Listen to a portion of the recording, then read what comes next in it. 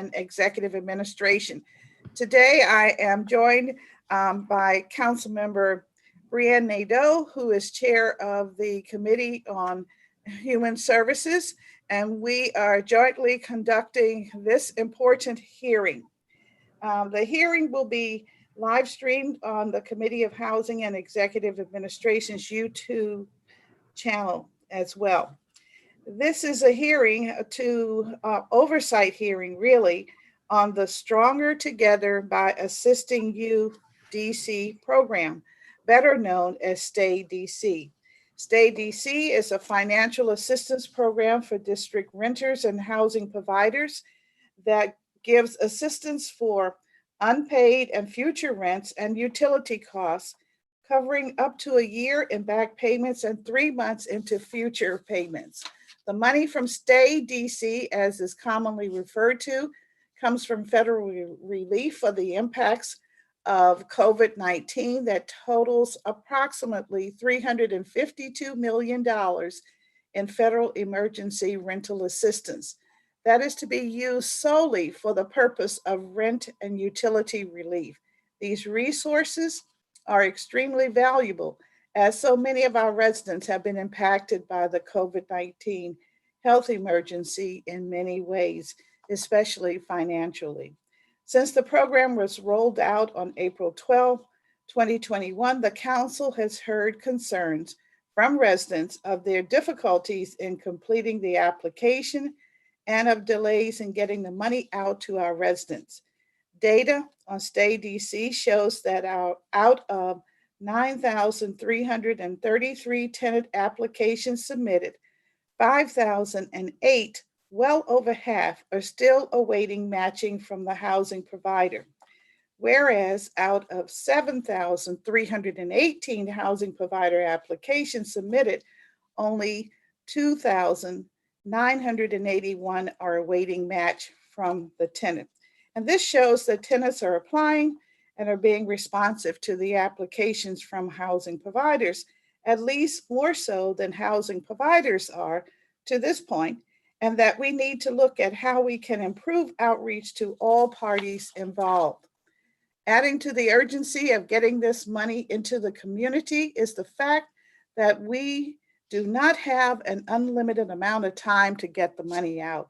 According to federal guidelines, the district must spend 65%, or roughly $130 million of the federal funds through December 2020 Congressional Appropriations Act by September 30th, 2021, or we risk losing the remaining balance to other states. To date, we have spent just under 10 million. This gives us about 4 months to spend approximately 120 million.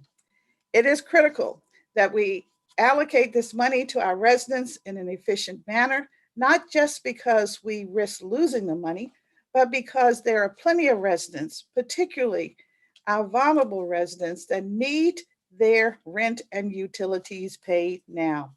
A Washington lawyer article by William Roberts from the end of last year stated that roughly a third of the district's population, or approximately 280,000 residents, were reporting a loss of employment income.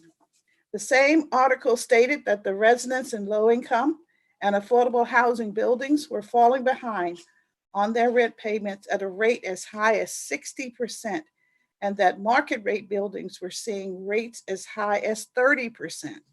We cannot afford to lose this money, and we must make sure this money is benefiting our residents, especially those that need it the most. The public health emergency caused by the pandemic has been devastating to so many, and the adverse impacts have not been equitable, but we can and must do our best to make sure the recovery is as equitable as possible. Today, we will hear from our government witnesses who are responsible for administering the Stay DC program and getting resources to our residents. I look forward to hearing what they are doing to get this money to our residents in need and what they can do to improve upon the program. I will now turn to my Co-chair for this important hearing, Ward 1 Council Member Brianne Nadeau, who is Chair of the Committee on Human Services. Councilwoman. Thank you, Madam Chair. Good afternoon. I'm Ward 1 Councilmember Brianne Nadeau, the Chair of the Committee on Human Services, and I want to begin by thanking my colleague, Chairperson Bonds, for working with me to convene today's roundtable on Stay DC. Back in February, when Saving DC's rental housing market strike force was still convening to discuss various issues, including the creation of a rental assistance program designed to leverage federal dollars, my committee convened a roundtable to ensure that the strike force would have public input before making any recommendations. Now that Stay DC has been in existence for more than a month, I can say that although many of the recommendations from that roundtable have been applied and funds are starting to get out the door to housing providers, many issues remain that I look forward to delving into today. Finally, I know that the executive agencies before us today are working as hard as they can to make Stay DC accessible to our residents. And I also know that our tenants and housing providers writ large are doing their best to complete an application that nobody can deny is quite complicated. I'm hopeful that we'll be able to come out of today's roundtable with a better understanding of the program's issues, what strategies can be used to address them, as well as an idea of next steps. Thank you, Councilmember Bonds. Thank you very much for that opening statement. I would like to also acknowledge that we have with us today Ward 4 Councilwoman Janice Lewis George, and we'll give you an opportunity to make a statement. Thank you. Thank you so much to Chairperson Bonds and Chairperson Nadeau for hosting this hearing. I am coming today in my capacity as a member of the Special Committee on COVID-19. And I know we have a hard stop at noon today, so I'll keep my remarks short. I've spoken about the challenges with Stay DC before, and my concerns remain unchanged. In fact, I think my concerns are probably heightened after learning yesterday that the eviction moratorium may be fast-tracked again for council consideration on June 15th. To me, it is unconscionable that we would rush something through when, from what my office can tell, nothing has changed for our residents' access to Stay DC assistance.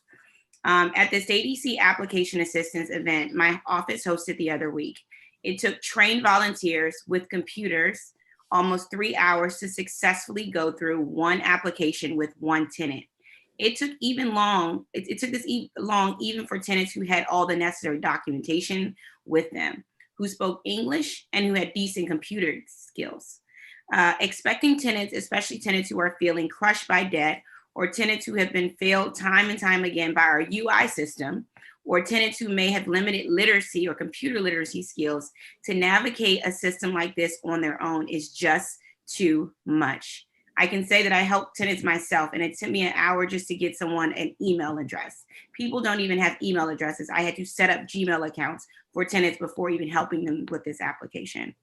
We've got to remove barriers and make things easier in every way. We've learned this lesson too many times already with every type of government form, and program systems need to be low barrier, or else people get locked out of the aid they need and deserve.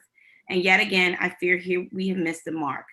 And we're not doing enough to promote this program either, to meet people where they are. I say this all the time, we have to meet people where they are.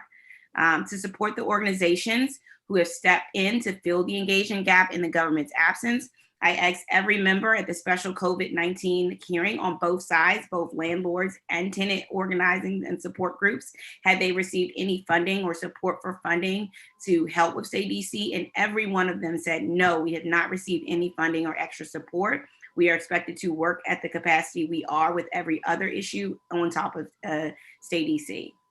I was happy to hear Friday that there are now plans being formed to work with CBOs. But it is June, 2 months after this program launched. Why wasn't this better planned for and implemented at the outside of the program? I'm also glad to hear the executive is considering doing face-to-face canvassing type of engagement for this program. But I have to be honest that I have real concerns here too. Canvassing to support low-income tenants and build trust enough to walk them through this application process takes special interpersonal skills, and it takes time. And this cannot just be knocking and leaving a flyer. This needs to be real conversations on the doors, setting up follow-up calls or follow-up visits to walk someone through finding all their documents, creating an application profile and actually coaching them through the system step by step. Or the canvassing needs to be about confirming a time for someone to attend a pop-up assistance program happening in their building or on their block in the coming week. We have to get this right, and we've already lost 2 months. I'll leave my remarks there for now, not to be redundant further.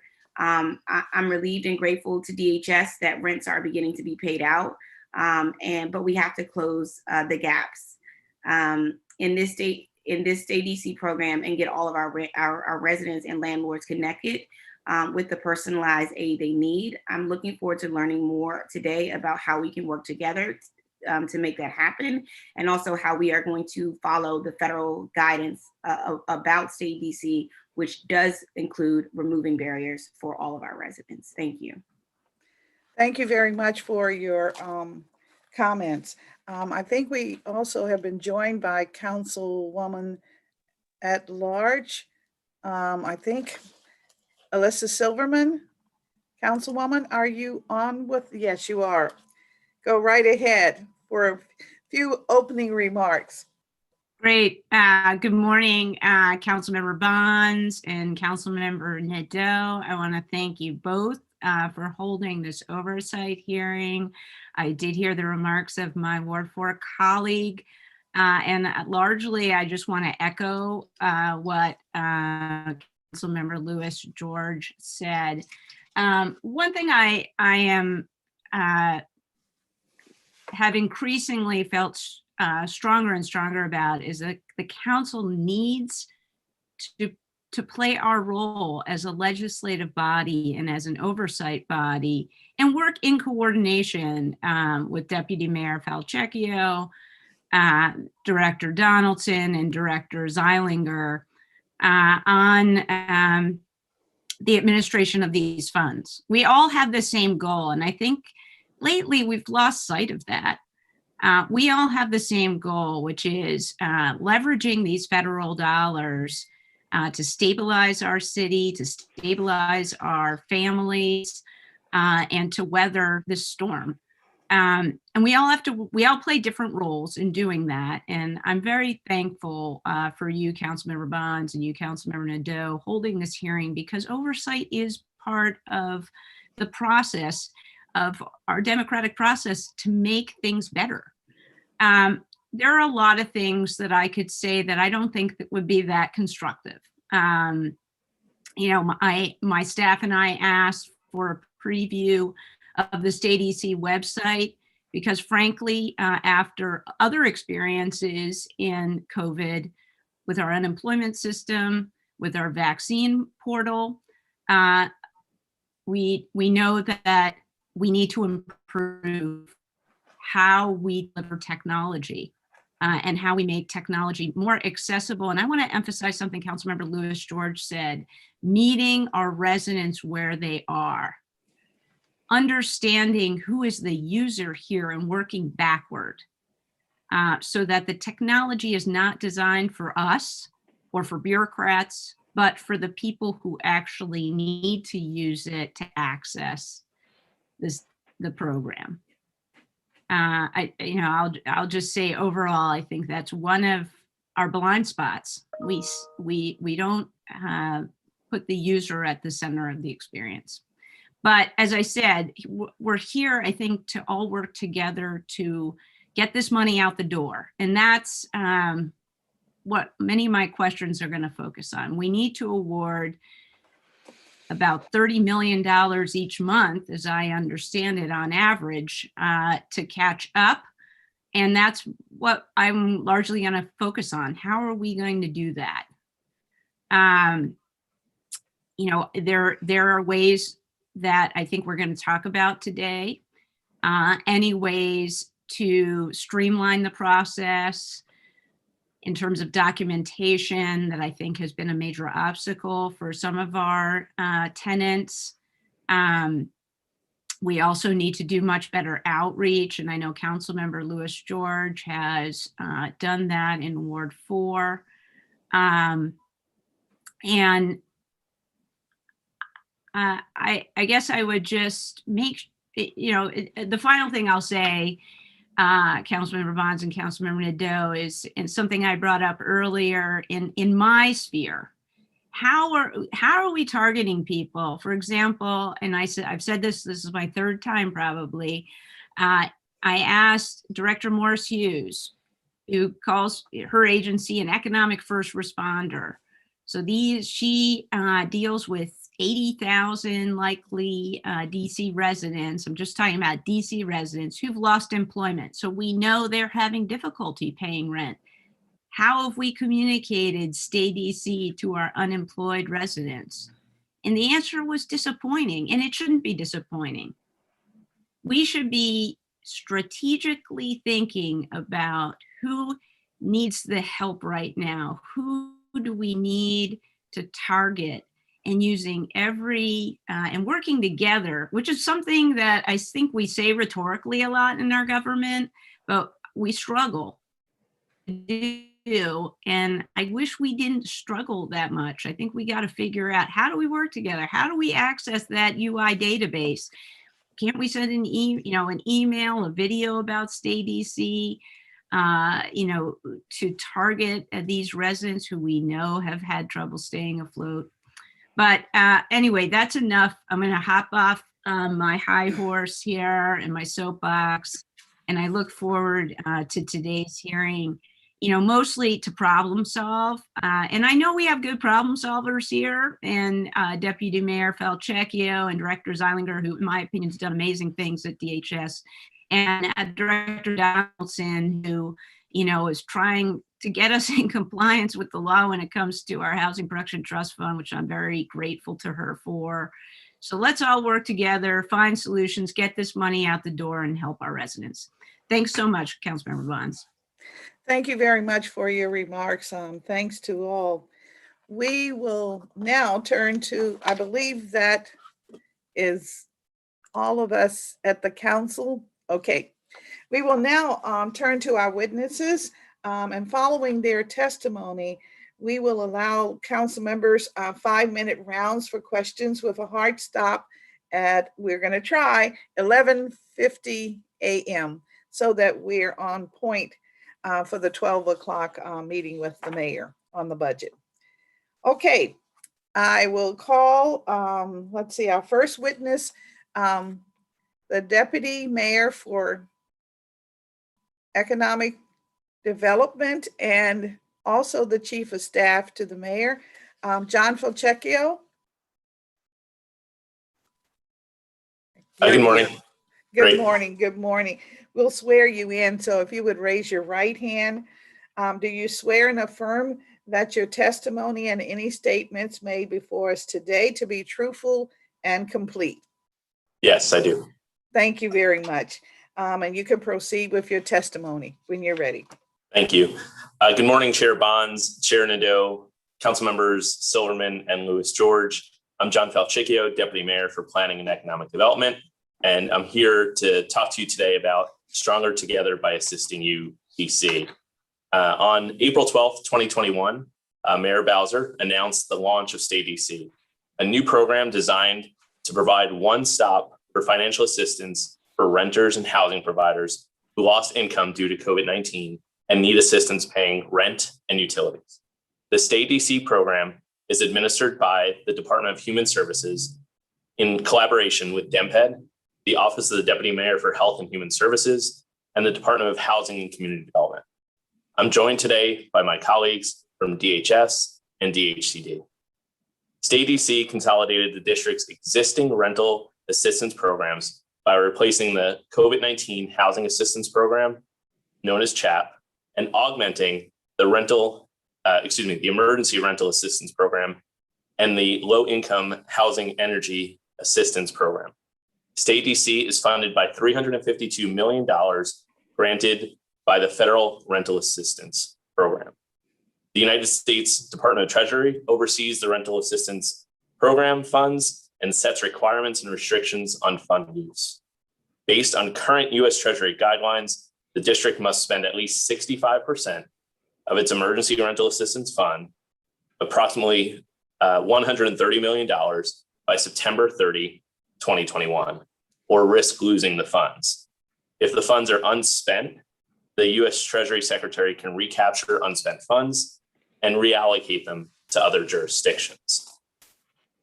The district's priority is to distribute the funds allocated to the district as quickly as possible to eligible renters and housing providers and utilities, while also ensuring the district complies with federal guidelines and regulations.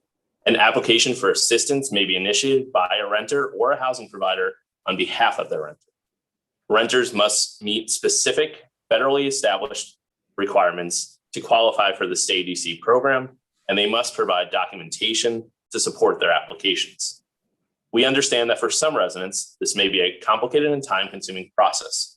However, these steps are necessary to comply with U.S. Treasury guidelines, and we're providing assistance in various forms to renters in need of support. It's important to note that the United States Department of Treasury may recoup funds from the district if we fail to comply with program rules and restrictions on the use of emergency rental assistance funds. Therefore, it is the district's intent to be creative and flexible, as creative and flexible as possible, reducing barriers for residents and housing providers to receive assistance while adhering to federal requirements, which continue to change with the new issuances of guidance. Residents may apply for Stay DC either online at stay.dc.gov or by calling the Stay DC call center at 1-833-4-STAY-DC for assistance. Both the online application and the call center support are available in multiple languages, and residents may also get help completing their application from a designated community-based organization. Those without internet access can drop off paper applications at 6 CBO offices located throughout the district. And those who need in-person support can call 1-833-4-STAY-DC to get an appointment for in-person assistance. In the short time Stay DC has been in place, we've already had significant demand for the program and have distributed critical assistance to eligible applicants.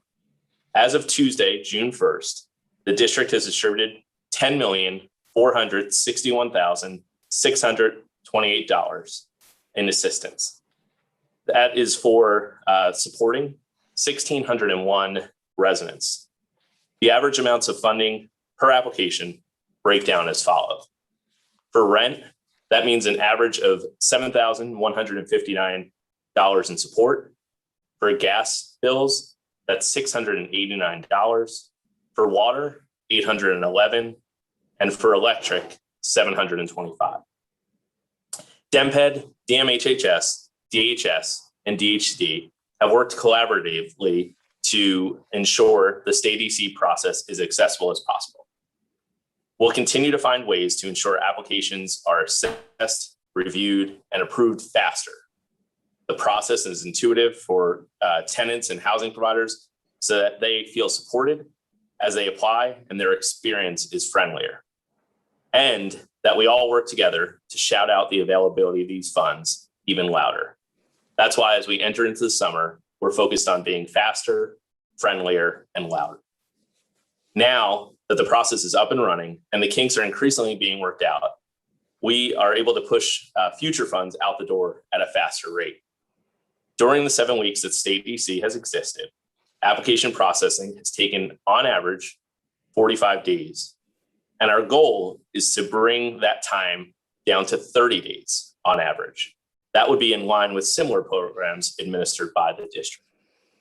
At the same time, we're also ramping up our outreach efforts to ensure residents who need assistance are aware of this assistance and know how to apply.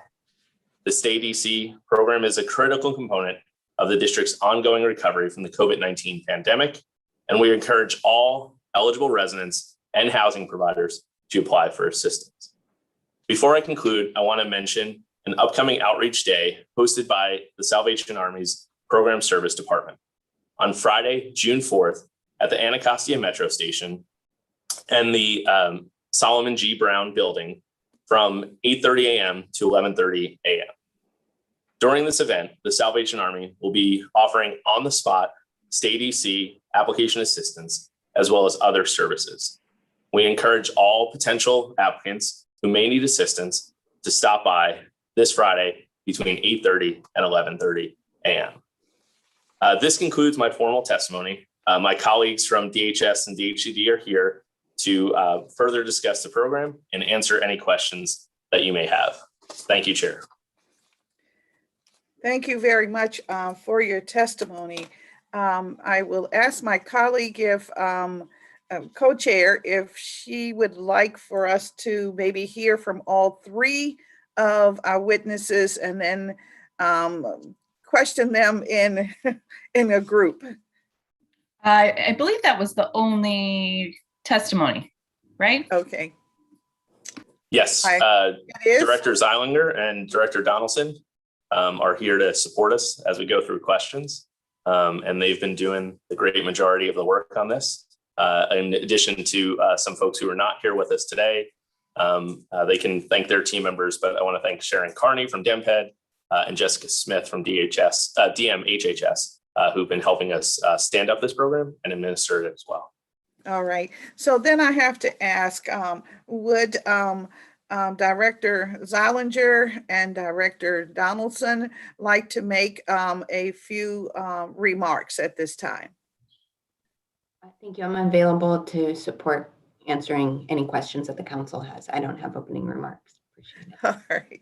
Thank you, Council Member. The same here. We're here to answer your questions and further describe the program in more detail. So we look forward to answering your questions. All right. Well, thank you very much.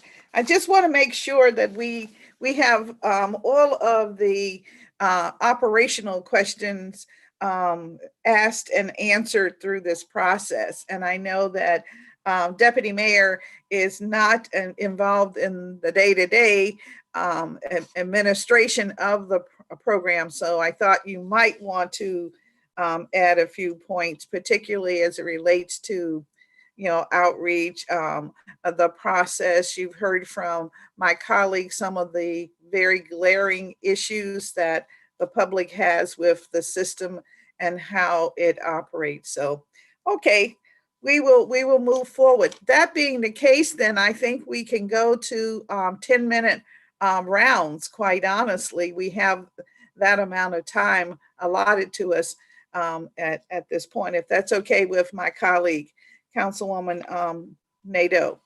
All right, 10 minutes, we're on the clock. Okay, my first question then, Deputy Mayor, I want to ask you a little bit about this process and why we are required through the DC process to require so many pieces of information from the applicant. Can you talk a little bit about what is really required? I know that you've spoken of there being guidelines from the Treasury Department, but are there some very specific pieces of information that we must have? And are there pieces of information that we would like to have, but it's not really required? So we can better understand just what is going on with this very tedious process as my colleagues have described it. So, Chair Bonds, let me start us off, and then I'll ask Director Zeilinger to jump in as well. Let me just also set some more background for the program. So the district was allocated this resource in two tranches. There was the December bill that passed in December 2020, which allocated the first $200 million. Then there was a second tranche in the American Rescue Plan, which allocated $165 million. So when we talk about having to allocate or obligate 65% of the funds, we're talking about that first $200 million. So we have to allocate 65%, $200 million, $130 million by September 30th, 2020.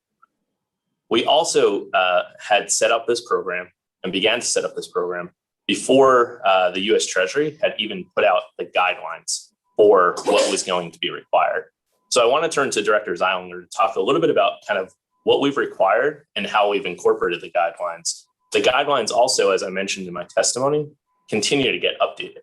So last month, those guidelines were updated, and we're in the process of updating the system to reflect some of the flexibility that those new guidelines offered. With that, I'll turn to Director Zion. Thank you. Thank you, Deputy Mayor. Thank you, Council Member, for your question. If residents have technology access and go to the State DC website, on the very first page, it helps applicants understand what is the type of document they will need as they begin their application. And we really need evidences in 5 areas of eligibility. One is around their proof of rent, a lease, something that shows what do they pay in their rent, what is their rent obligation amount.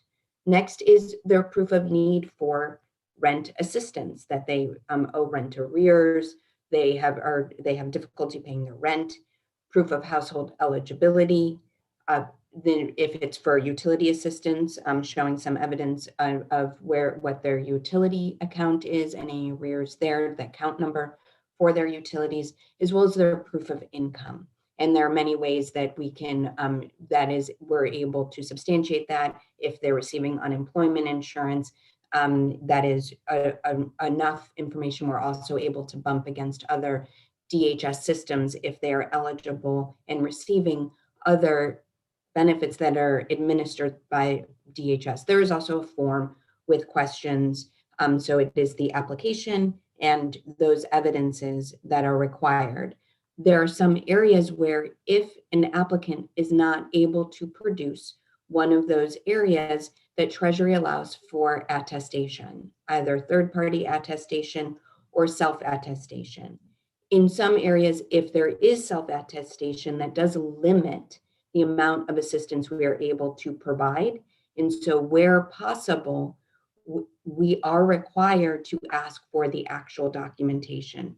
And so I know there's been a lot of, we've heard feedback that this is a challenging process to have these documents, that it takes time, that not everybody has these on hand. But what we've seen in terms of applications submitted thus far is the vast majority of tenants have all of the evidences in, and then it is just the matching and the verification processes that are required by Treasury as part of ensuring that there is not fraud and that we have fidelity to the rules and regulations, because these are large sums of money that we are able to issue on behalf of tenants. Somebody who may owe 12 months worth of rent arrears, you can do the math, that is quite a large amount of money. And so there are certain controls that are in place that we must follow in order to ensure that we are not having a hearing about why there's fraud in the program.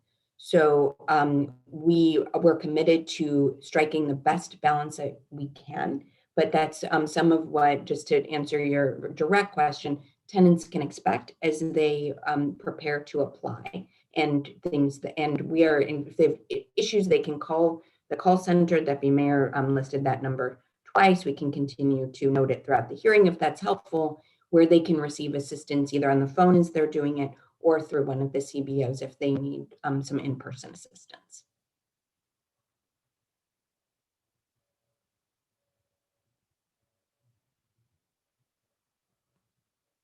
Let me thank you for the online assistance and the telephone assistance. I'm sure that makes a big difference. But when we talk about being able to, as an individual who's making the application, having the ability to attest to these different requirements themselves, I guess I want to know, can I, let's say, for instance, I am applying, can I attest to the proof that I'm a renter and that the rent is owed? Can I attest to the fact that I am without my job? I mean, in other words, do I need to have the paperwork for each of these categories, or are there some categories that we are filling the application requests faster or less fast? In other words, what is it that you must have? out of the category. You gave me 6 pieces of information. And so I'm asking, is there any within this group that you must have, or you will not or cannot proceed to process?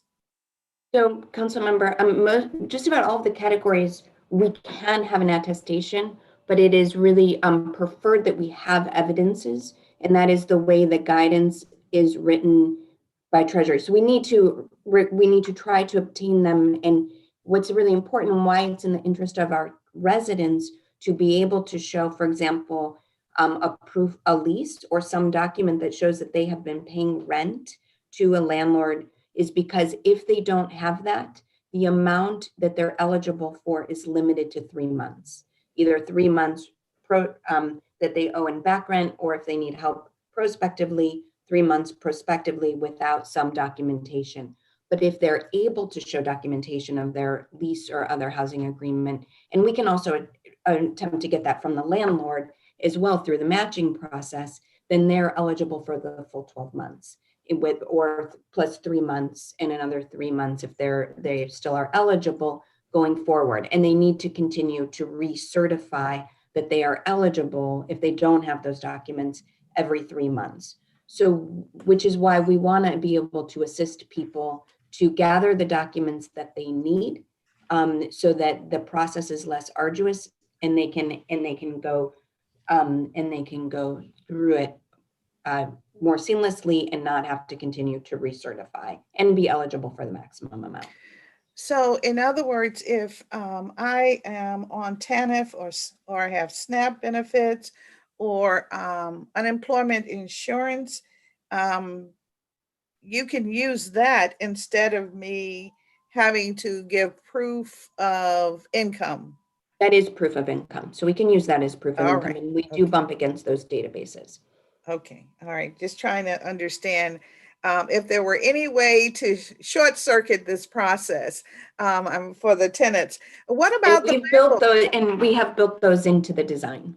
So Okay. we're thinking the same way as to how do we really make this, it's there, while everyone wants these resources to be available fast, and that's certainly been with the deadline on spending that Treasury has given what they want as well. They also have a lot of things that they require in the execution of it, because it is a serious sum of money that we're able to provide and we want to be able to provide. So there's a balance always that we need to strike. And this is to protect us. Okay, let's say I'm a landlord and I'm attesting to all of these categories that I have the need, affected by COVID. I'm attesting that you, my tenant, owe me $15,000, as a start. I have a outstanding utility payment because I pay, your rent is included, you pay the utilities. Can I, as a landlord, attest to all of this and still be eligible? And I have the signature of my 4 tenants. John, Deputy Mayor, would you like me to continue? I'm happy to. Please do. Please do. Yes. So when a landlord can initiate an application and there's documentation that landlord would provide, but then it will ping the tenant through email and prompt them to do their own application. So this is a tenant assistance program. Housing providers play a critical role in the program in terms of, as we've seen and heard about, and DHCD has led with the CHAP program in supporting their tenants, as well as responding to tenant applications or initiating applications, but the tenant must do their own application to show that they qualify. So it's that they've had loss of income during COVID, that they meet the areas that we noted. So while landlord can, again, be instrumental in getting that process started, it is still a tenant benefit and the tenants need to apply. Thank you. I suspect that I don't see the clock, but I suspect I'm out of time. So thank you very much. Councilmember Nadeau, we'll start with you, but I wanted to acknowledge we've also been joined by Councilwoman Henderson. And so if you will permit, I'll give her an opportunity to make a comment or two, and then we'll move right to you for questioning. Thank you very much. Councilwoman Henderson, welcome.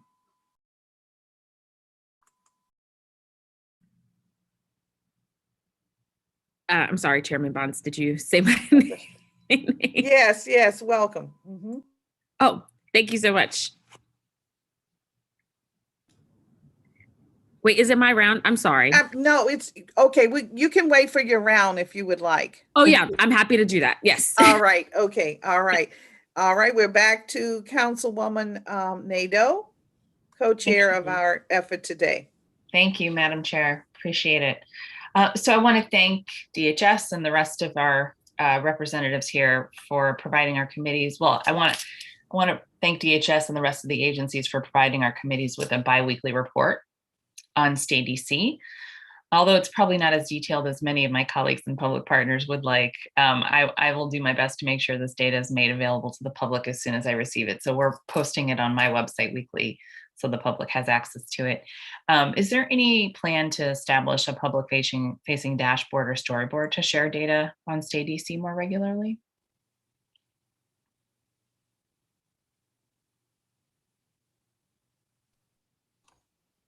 There are no plans to do reporting more than what we've done so far. There's also some federal requirements for us to do regular reporting to Treasury about where our progress has been.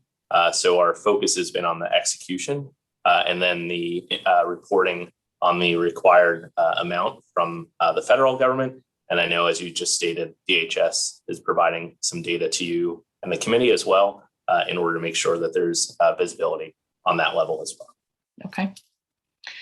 In the first biweekly report that we received, I noticed that 0 funds have been awarded directly to tenants, while 6.98 million have been awarded to housing providers.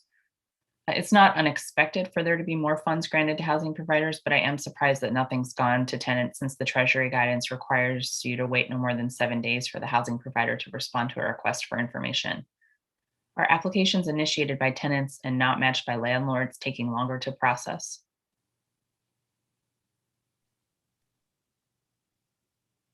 Thank you, Council Member. I can take that question.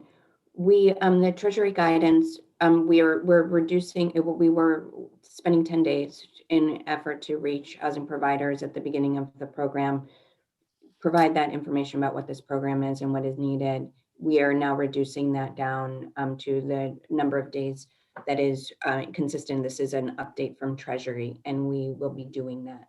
But we have not, that has not been a barrier to getting assistance out. As the Deputy Mayor explained in his testimony, we launched without haste as we were, and we had a lot of applications in the system as we were also building the back end on payments.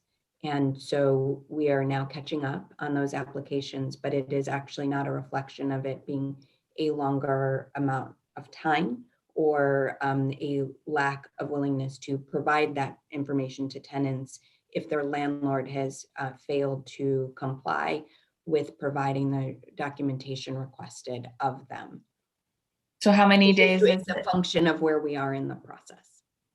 How many days is it now with the updated Treasury guidance? It's the 7? I believe it's 5. 5, okay. But I'm double checking with, I will double check. But I'll be here all morning. So it is 10, sorry. not less than 5 days is the Treasury language. Okay. So right now we've been operating at 10 and we will be shifting to the 5. Okay, thank you. Also in the first biweekly report, I observed that there have been 137 denials of applications, and the vast majority, 126 of those, were as a result of lack of proof of income. Does this mean that they were not able to provide sufficient proof that they lost income from COVID, or the proof provided did not demonstrate a loss of income that complied with eligibility requirements?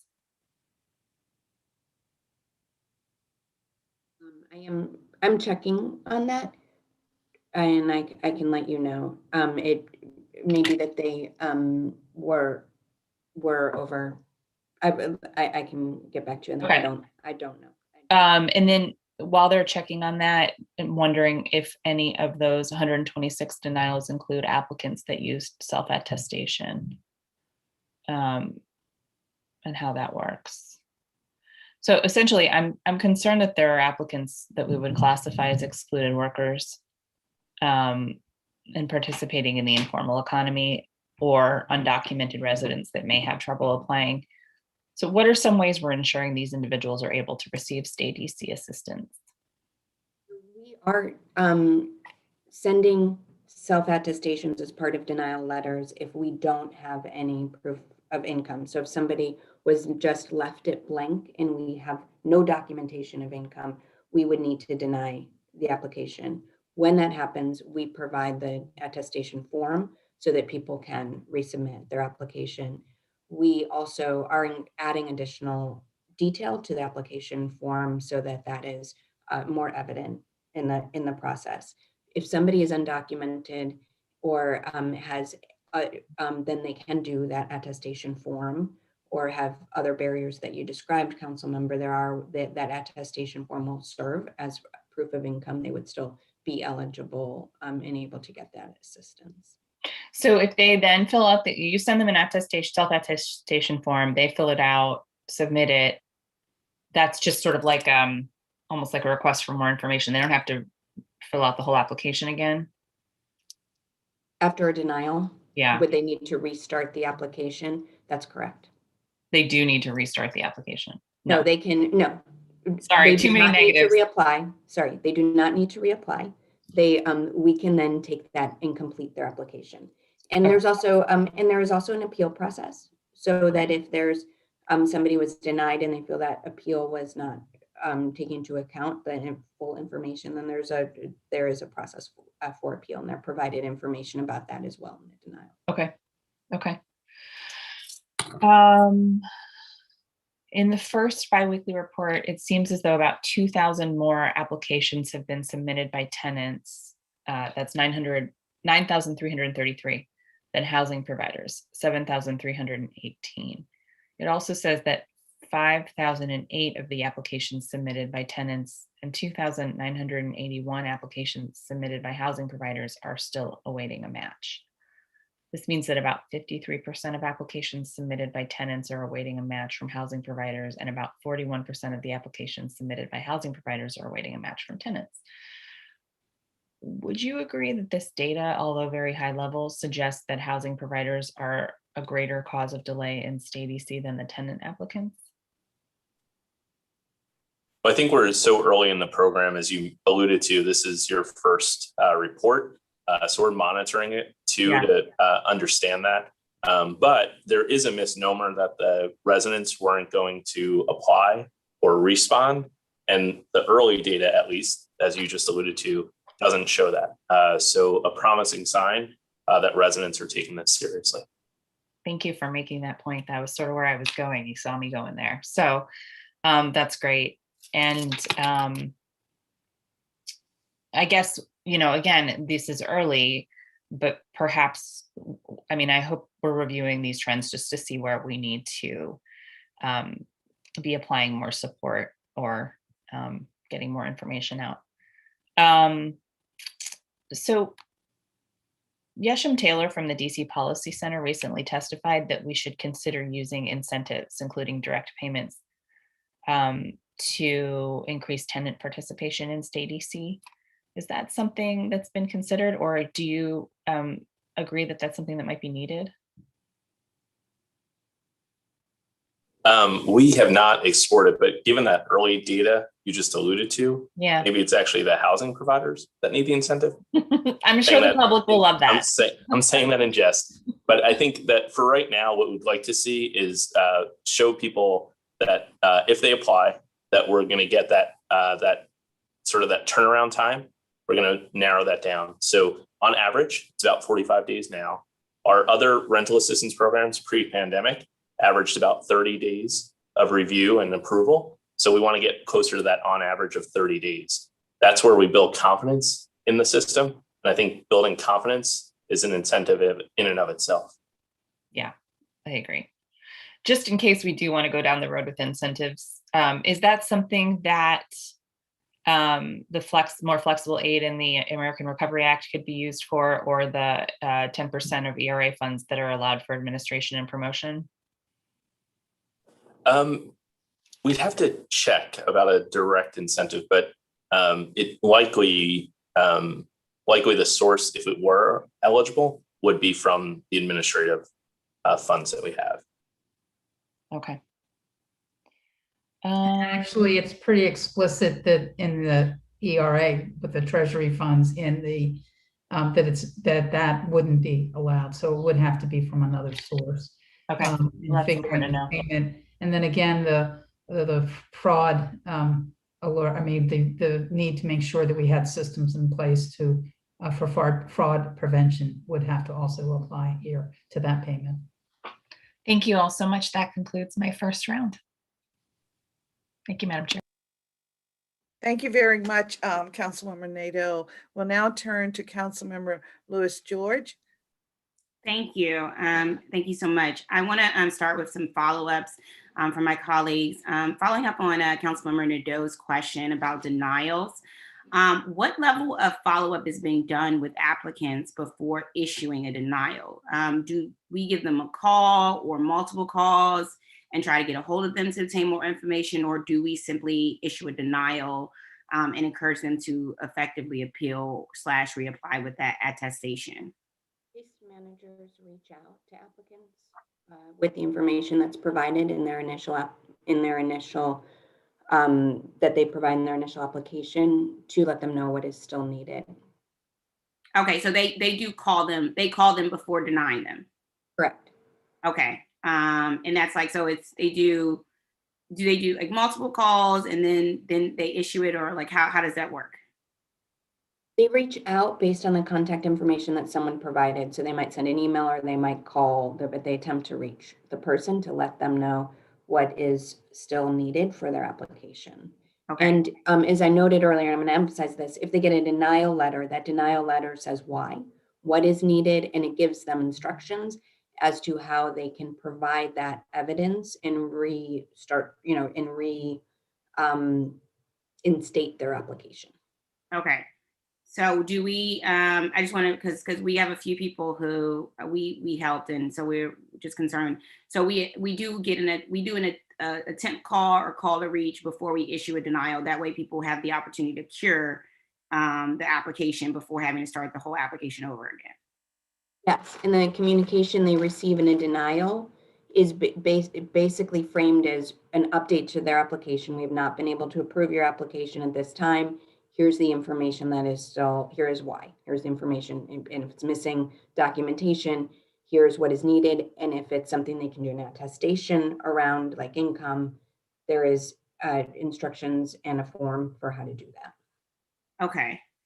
Another issue that comes up, if an applicant starts an application or signs up for an account, what follow-up is done if their application is not complete, or how soon after they start an application do we follow up? How often? Is that an email or a phone call? So it's an email. So when the application is complete, there's an email that it's complete. So we send weekly emails with the status of the application. Okay. So that's once it's complete, but there's no sort of someone to follow up. There's no follow up that your application is not. There's a reminder to complete the application. Okay, so there is a reminder email that comes out to complete the application. Yes. Okay.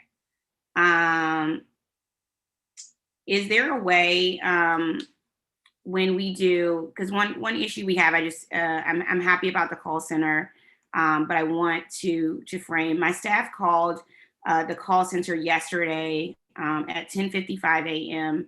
And partially in preparation for this meeting. They spoke with a Spanish speaking call representative who told my staffer 2 minutes into the call that she have a written lease.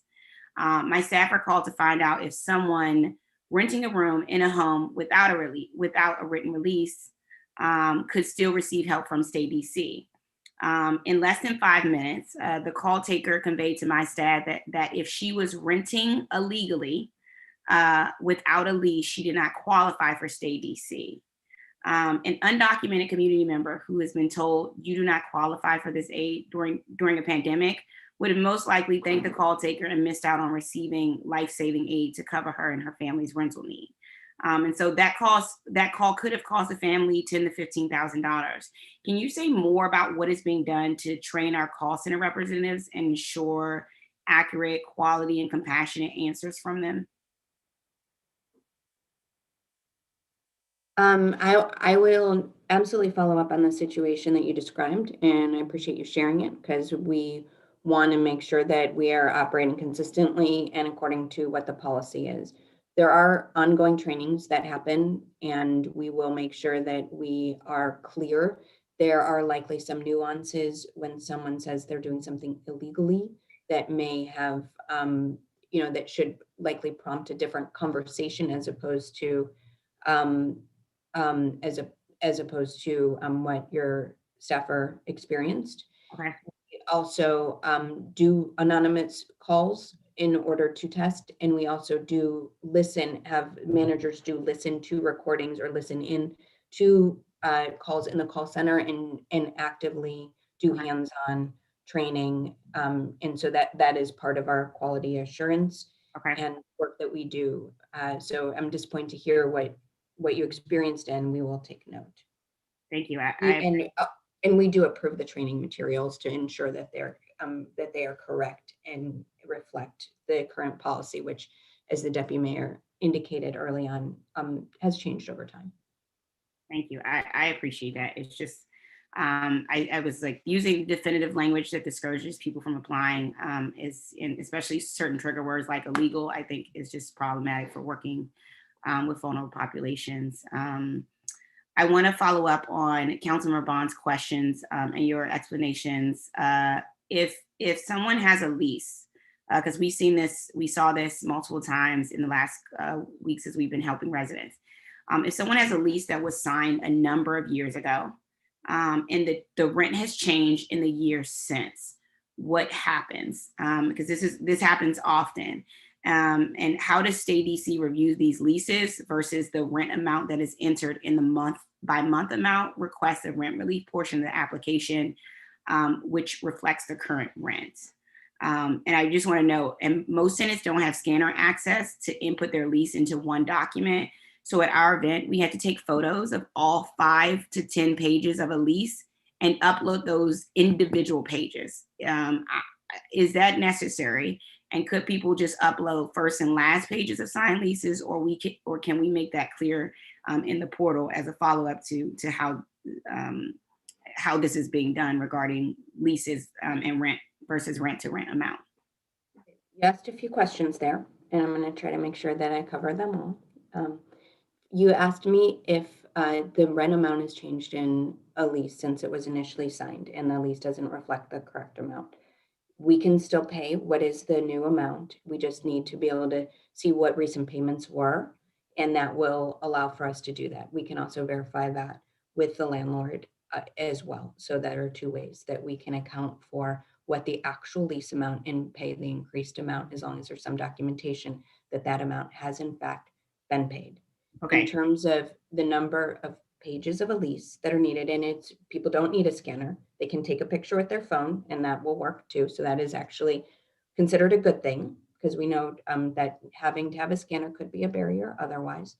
That we need the first 2 pages of the lease, which is generally what shows the most relevant information. We do not need every single page of the lease, but the agreement should show the address, and the amount, and whether utilities are included.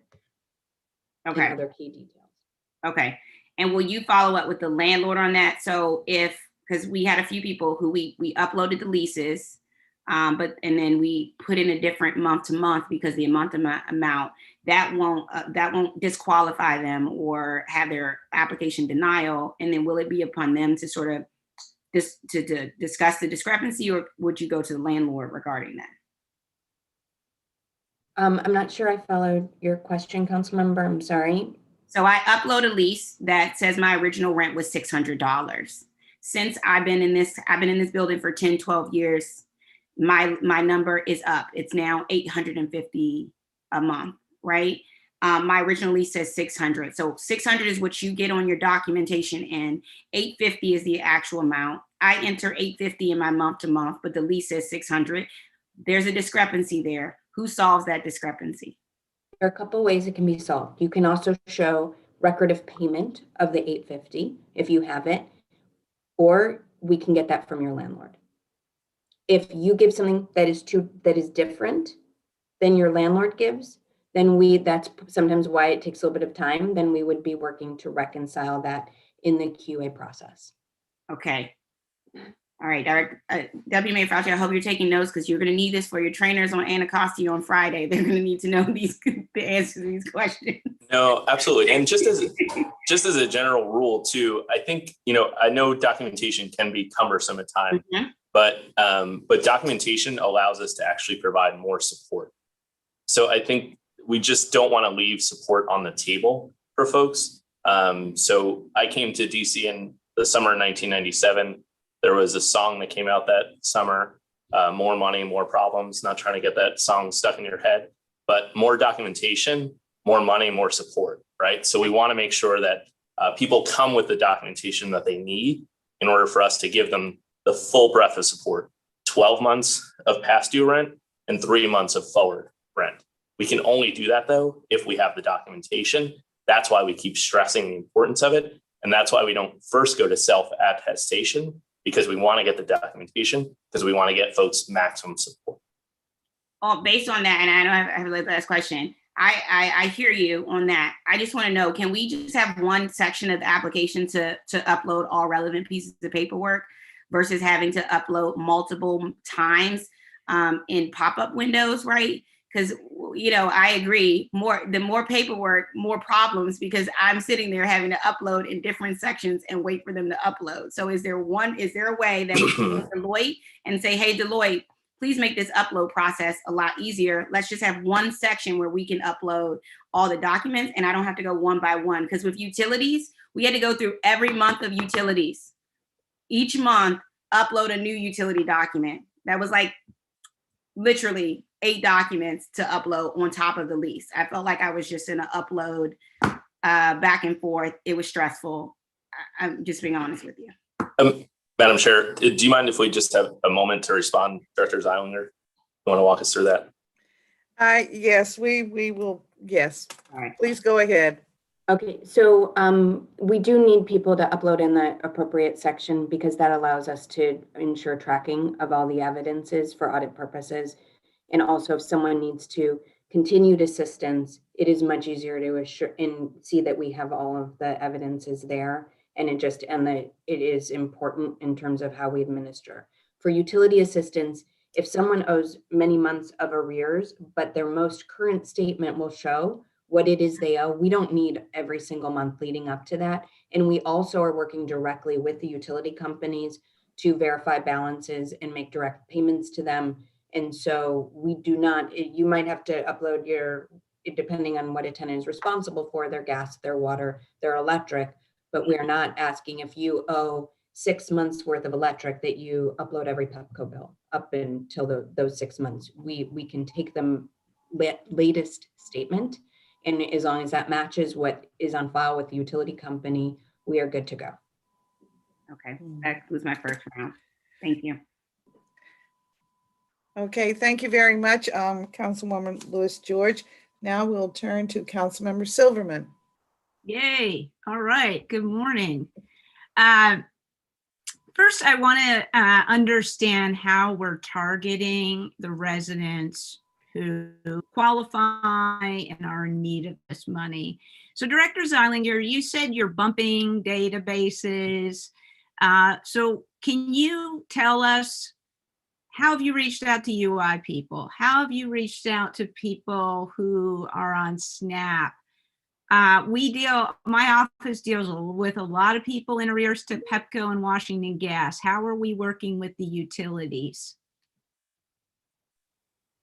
I'll first say what DHS does, and then I'm gonna defer to the folks who are leading the communications and outreach, which is actually not DHS for this project. Okay. But we do, all of DHS staff have all received information about so everyone who processes eligibility for other income assistance programs has information about this program, and as they take calls and residents say that they need help in these areas, they're able to inform them and let them know about Stay DC. We also have something on our, when people are on hold with our call center for public benefits that gives them information about Stay DC as well. But I'll shift, I think it's to Director Donaldson, who's going to talk about communications and outreach more broadly. Yes, thank you. Yes, thank you. Thank you, Laura. And thank you, Councilmember Silverman, for that question. There is a really broad outreach and communications effort going on that is first starting with paid advertising. You've probably seen or heard some of the advertising either on radio there, as well as print ads in a variety of as well as in some specialty newspapers, El Tiempo Latino, Radio 1, WHUR. I mean, it's really broadly done in that way, and that will continue. So there's an outreach communications budget that is supporting this, and for which there are going to be ongoing advertising by. So there's that broader advertising, and then of course we are doing social media through through our agencies, but also through our community-based organizations. You know, DHCD, as you know, supports a network of 11 community-based organizations that provide housing counseling, or where our neighbors in the community turn to when they need help with housing. And so they are also doing communications efforts as well. We've been directly working with the various coalitions, very familiar, I know, to folks in the housing arena. So that includes AOBA, CNHED, HAND, DCBIA, and Samoa. Looking to tap their memberships, not just on the housing provider side, but those who provide services to folks low and moderate income, and those who need housing services in the community. We're also doing direct outreach. We actually just on June 16th will be closing the solicitation for a CBE that will be providing direct street outreach and targeted pop-up events and other opportunities to really get out in community by community, neighborhood by neighborhood, and really reaching through groups, and again, organizing it as, you know, a campaign-like, not unlike how, you know, the vaccine effort has evolved into a campaign effort in that way. Okay, you give me a good entry point there, Director Donaldson. So, for example, I think we're doing door-to-door knocking on vaccine. Are those folks fully trained and talking about Stay DC? Because let's be realistic, who we're targeting with the vaccine likely are people who also will need rental assistance. Yes, well, exactly. So the last Saturday. Okay, go ahead. Yes, Thank you. We have, matter of fact, the last door knocking blitz on, I think it was 2 Saturdays ago. Not only were folks giving information and talking with their neighbors about the vaccine and availability, but also they had literature on Stay DC with information on how to get rental assistance, and that was done concurrently. And so I think that will continue to be. I don't mean to interrupt, but now I only have 5 more minutes and I have a lot of ground to cover. Here's my interpretation of what you're saying.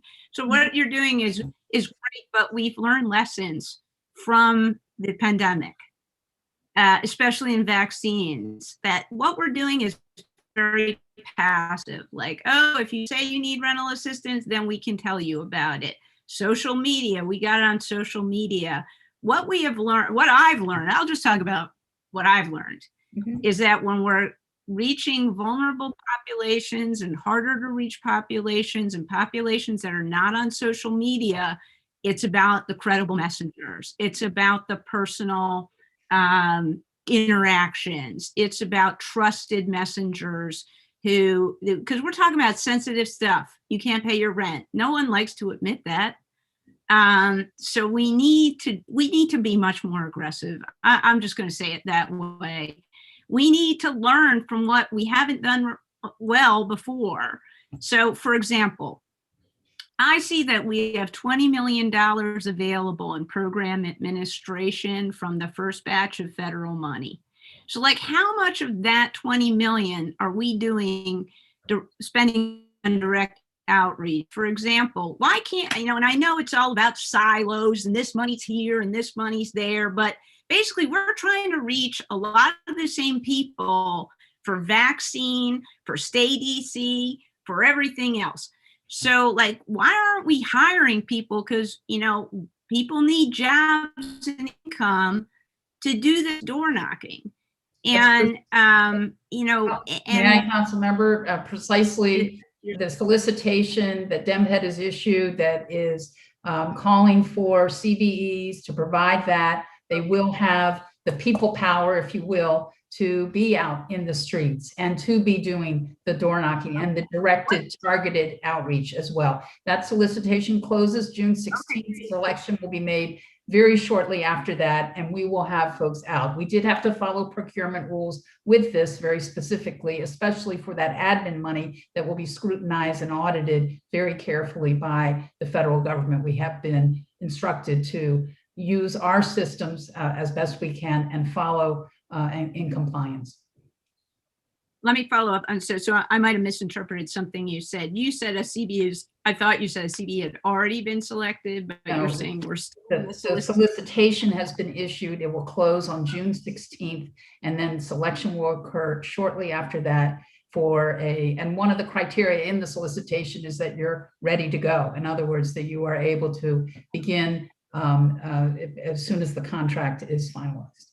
Okay, one of the most difficult residents who are apprehensive about accepting help, but who need help, we know, are Latino residents. So how are we working with Events DC, for example? So Events DC, we as a council and as a government gave Events DC money for our residents who were ineligible for unemployment. And we know these residents are in jobs that have been hit hard by COVID. So what have we done with the folks who access that Events DC money to make them aware that there is free, basically, rental assistance for them? Deputy Mayor, can you? Yeah, no, I was going to say we can definitely coordinate with Events DC. We do have to be mindful of how we share information. As an example, what we're doing with the utility companies is actually making sure that they have inserts within their bills so that when someone gets their bill, they immediately see that they are eligible for assistance. So it's putting it in the pan. Follow up with you on that, Deputy Mayor. I'm just running out of time here. This is, again, what I'm saying is passive. Now, I'm ready to push the envelope to like where we can push. Like Pepco and Washington Gas and DC Water know who's in arrears, right? They know it. And I mean, what I'm hearing from you is like, okay, we're going to put an insert in the bill. Now I get my DC Water bill and I always say, I'm going to read about like what's going on with that $2 billion project. And I put it aside. And do I ever read it? I'm sorry, Tommy Wells, but usually no. We need to be more aggressive. Like, what can we do to push the envelope? Is it against privacy? Like, what privacy law does it break for us to say to Pepco, hey, you got a list of people in arrears? Can we call them and say there's utility assistance available? Here's how you get it. Call them on the phone. I mean, is that breaking a privacy law, Deputy Mayor? So I was referring to the privacy of the Events DC. We want to be really sensitive about how we communicate with that group, how we engage them. I would also say that yeah, we're trying other outreach methods. One of the things that I think is the biggest impediment, though, is confidence in the system. So what we need to do is all speak with one voice, that we need people to apply. Right now, we have folks who say that the system doesn't work or it takes too long. Well, we laid out for you today how the system is working, how people are starting to receive the benefit, how we have an on average turnaround of 45 days, how we want to get that down to an on average of 30 days to match our other rental assistance programs. So what we need help. We need help, council member, in all candor, from you and other council members to actually help us get the word out that the system is actually working, and now is the time to apply so the district doesn't lose this resource. If we don't get folks to apply, we'll lose the resource and the money will get shifted to other jurisdictions. So I'm all for that, Deputy Mayor, and we're on the same page. I want to be clear with you that I'm on the same page with you. Here's what I'm saying, though, is like, we have thousands of residents who've accessed assistance because from Events DC. Actually, it's not from Events DC. It's from the providers like Mary Center who've contracted with Events DC. And I guess what I'm saying is, why can't we call those folks in Spanish and say, hey, you got the money from Events DC.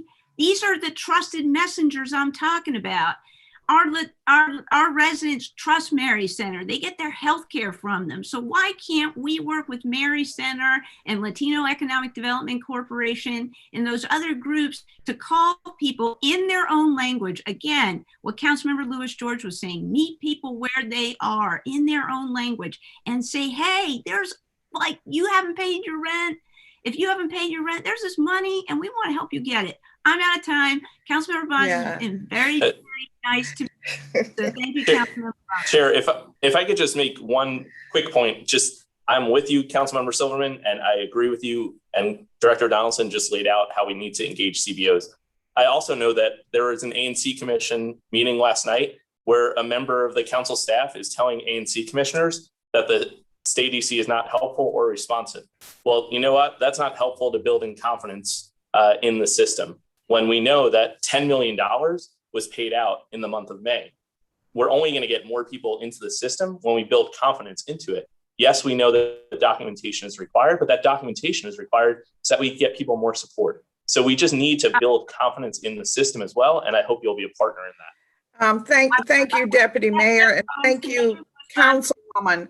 Second, I'm sorry, Councilman. Yeah, let me just say this, if we're going to continue this approach, okay, gotcha. I think it's not very helpful to the public.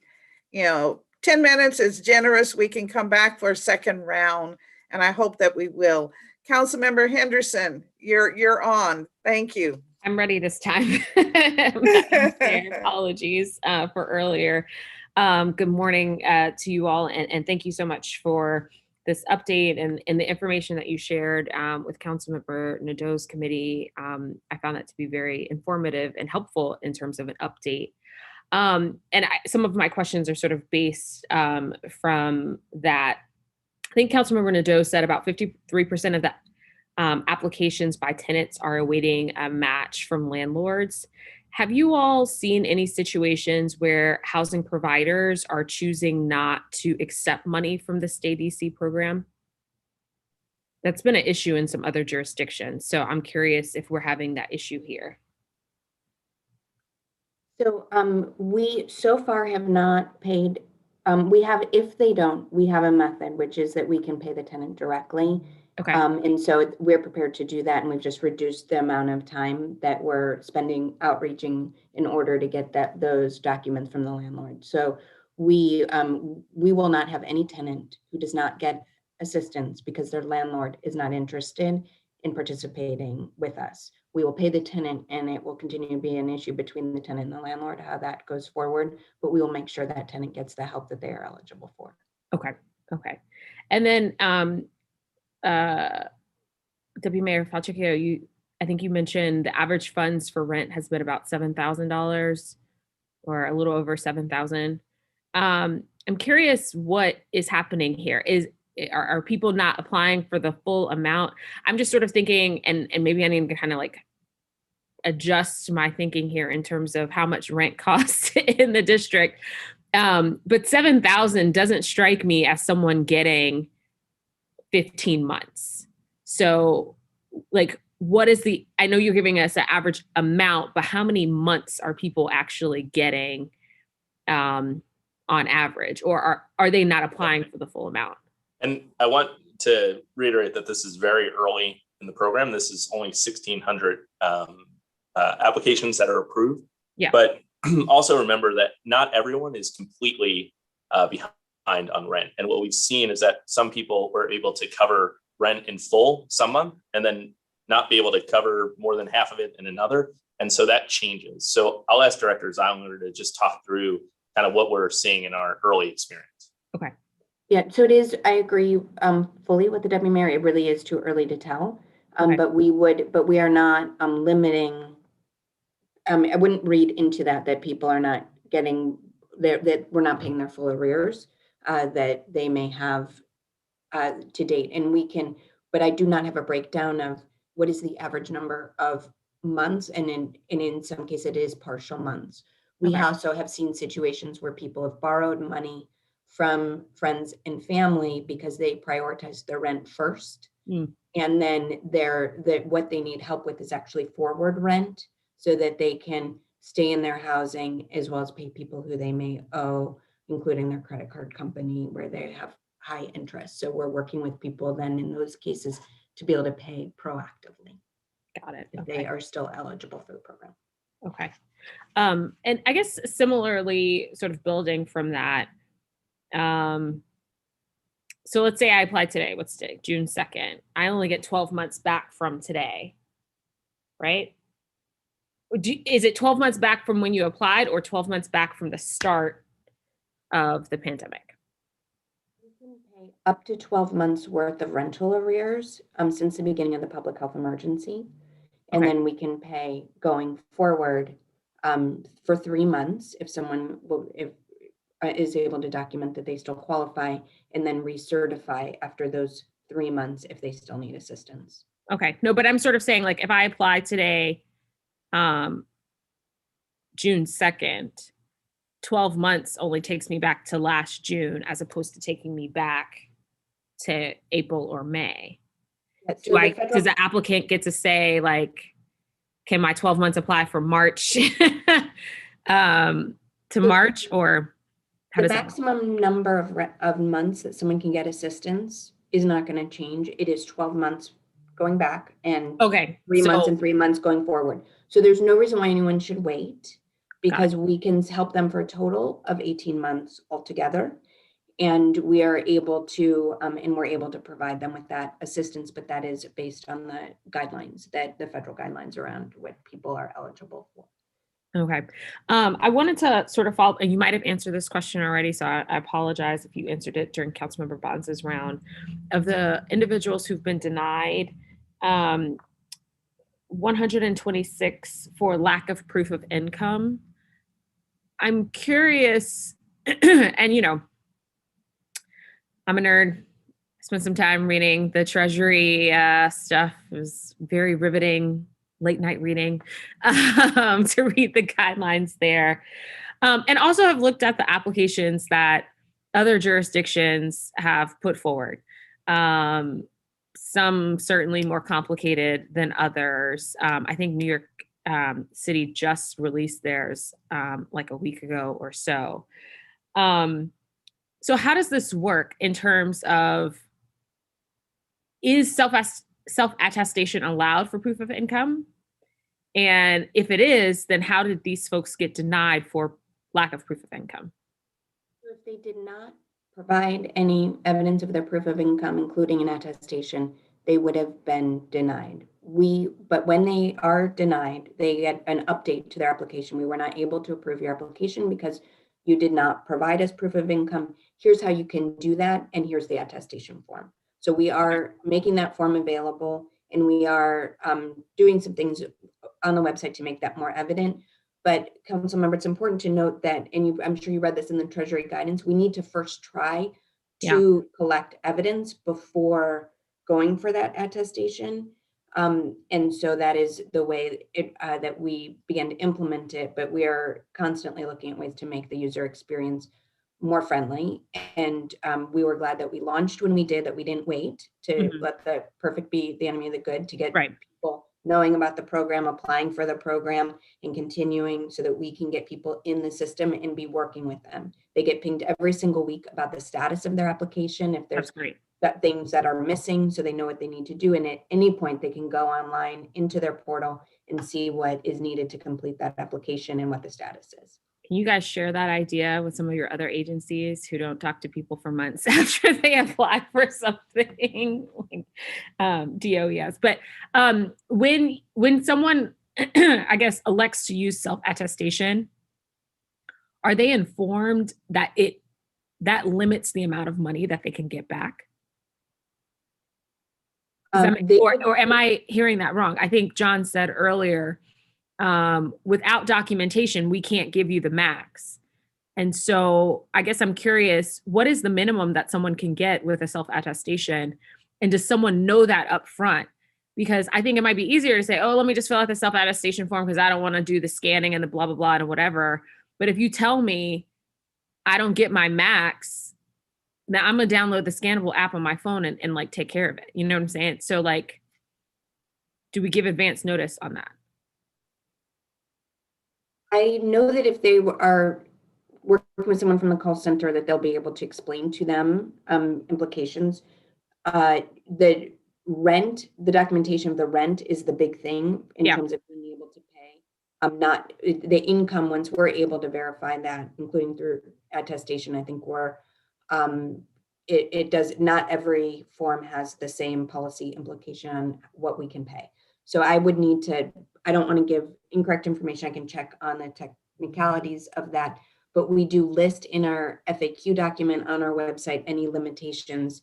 And so that information in multiple languages is available on our website that does also walk people through what are the documents that you can show in order to, what can we accept in terms of evidence of the 5 areas I described at the beginning in the application, and any limit in the implications of when you use an attestation. Okay, Director Jonathan, I saw you come off mute. Did you want to add something? Just that I got a note from my team that the self-attestation form does say you will be, that will, has the potential of limiting to your assistance. So, I mean, that's consistently messaged. The specifics of it, I know the DHS team is working on that, as Director Zywiner just said. Okay, I'm running out of time and I want to be mindful of that. So I just want to, Director Zeilinger, I guess through the committee, as you guys have that information, I think it would be nice to know, like, what's the minimum that someone can get, or what is the minimum that you all are allowed to pay out with self-attestation versus, copies of actual documentation for certain things. It's 3 months. I thought we were clear about that. So, oh, my bad. Sorry. Okay. What does that mean amount though? It's not the dollar amount. It's 3 months worth of rent. Got it. Okay. So it's the timeline, not the actual amount. Okay. Okay, great. Thank you. Thank you, Councilmember Bonds. Thank you very much for your questions. I wanted to continue a little bit on this, the eligibility, the fact that we make our applications. As an example, we would make an application for up to 15 months. That includes the 3 months moving forward. And I wanted to ask Deputy Mayor, if, for instance, I have paid my rent for 2 or 3 months during the time of COVID, but I was affected because I had a loss of income. Can I fill out my application for the full 15 months and attest to that, an attestation that would say, well, I paid, I used my savings, I paid for 3 months, and now I ran out of it. So can I get the full 15 months payment? So let me have Director Zeilinger talk through that a little bit. But with the biggest thing I can't stress enough today is that what we need folks to do is fill out the application to the greatest extent that they can with the documentation that they have. What that allows us to do is determine all that they're eligible for, and keep reiterating today that we need folks to give us more documentation, because that allows us to say what benefit. How the 12 months and the 3 months work and how we determine how much they're eligible for, we really do need that to be well documented, because we also risk audit from the federal government. So we need to, let me just have Director Zeilinger, if that's okay, Chair. Okay, walk through maybe I need to restate my question. Yeah, the 12 versus what 3. I'm saying is we can give up to 15 months. Let's say the first 3 months that I was affected, I used my savings. So now my arrears didn't start for the following months. In other words, out of the 12, I've used 3 months of savings. So my application would be for 9 months. And I'm asking if I also provide verification that I actually use savings for the first 3 months, would I, and let's say my landlord is not responsive, would I be eligible for a check for the whole 12 months plus 3 months, because you're also able to give me a total of 15 months? Yeah, so unfortunately, we are only able to pay the rent that you weren't able to pay, right? So that's what we're able to provide in the assistance. And that's how the federal program was constructed. I'll turn to Director Zeilinger to add anything more on that. That's correct. That is correct. Okay. I think that's a very important point, because when we make it very clear that this is a renter or tenants, program, and it's designed to provide remittance to the tenant, I think that if we were able to reimburse individuals for any out-of-pocket monies that they contributed to their rent while they were affected by COVID, it would be more of an enticement to get people to come forward. And so I was just very curious as to whether or not we had in place any possibility of doing that. I have a couple. Oh, Yes. Chair, do you mind, Director Zeilinger, can you just talk about how we actually determine the 3 months and the 3 months as well? Because Chair, I think there's a real advantage for people to apply as soon as possible, so they get the 12 months in arrears, and then we could help them with at least 3 months and then potentially another 3. So Director Zeilinger, do you mind walking through that briefly for the Chair? Yeah, absolutely. So somebody in the situation that you described we would be able to help them with any arrears that they owe. And if they're still impacted and they need help with their rent going forward, then we could also pay prospectively 3 months at a time worth of without any further action from them.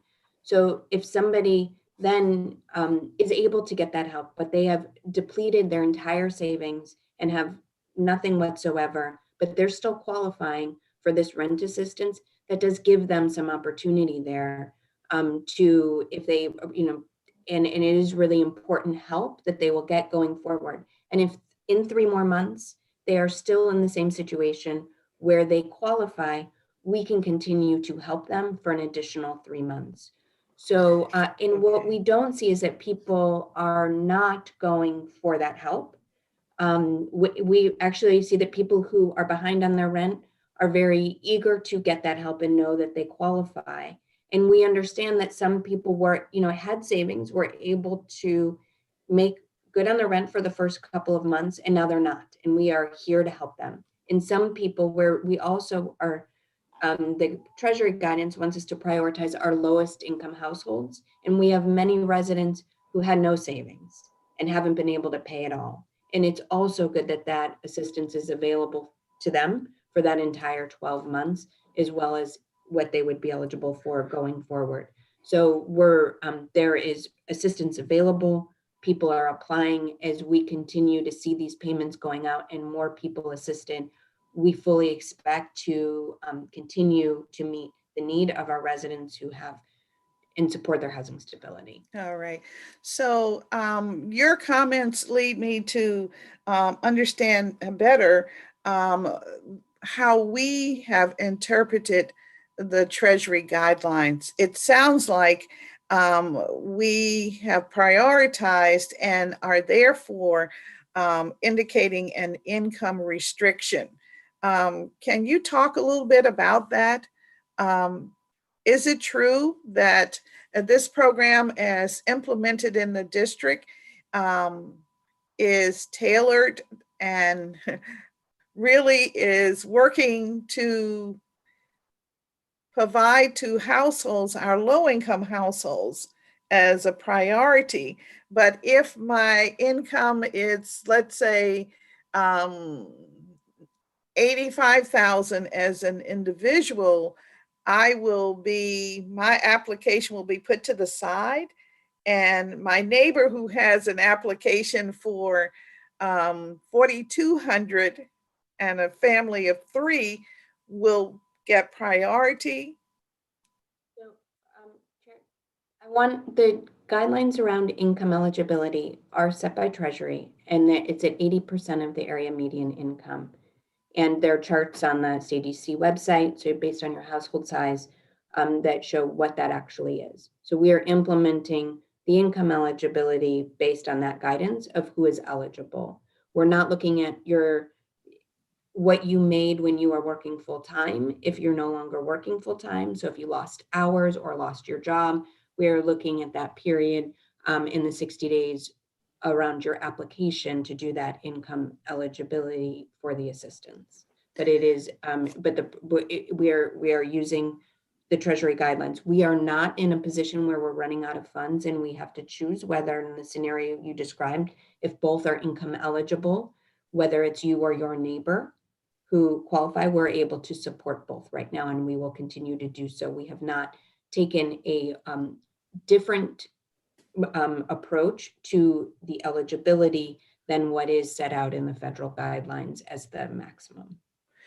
So, Director Zeilinger, am I to understand that if my income is, let's say, 190,000 when I'm working, but during this period of time, which started in April of 2020 through April 21, if my income is, let's say, 20,000, then I would be eligible? Or explain that a little further. I think the public needs to understand that, because I've heard from different groups that, oh no, if you are not low income, then you really aren't eligible. So if you've lost your job and all you have is $20,000 coming in, you are low income and you are eligible. If you owe arrears because of that, of how you've been affected, then we can help you. I think that goes to your prior question, Councilmember, where some people had savings and they paid their rent because they had savings, they were earning at a higher level, and then they couldn't pay it anymore. And at that point, this assistance is available to them. So we are looking at, as consistent with the guidelines issued, their income in proximity to when they're applying to determine that eligibility.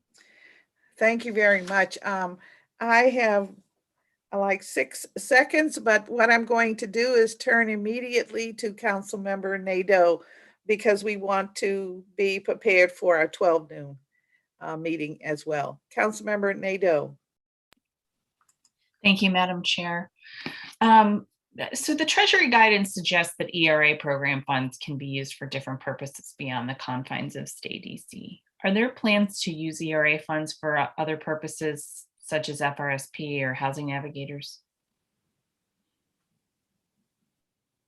Yes.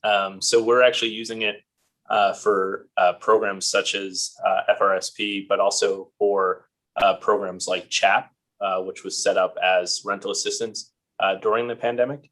So our upcoming report to Treasury will list about $30 million in support, 10 million of which, just doing this even numbers, 10 million of which will be from state DC, and about 20 million will be from other rental assistance programs. Okay. Which fiscal years will those span?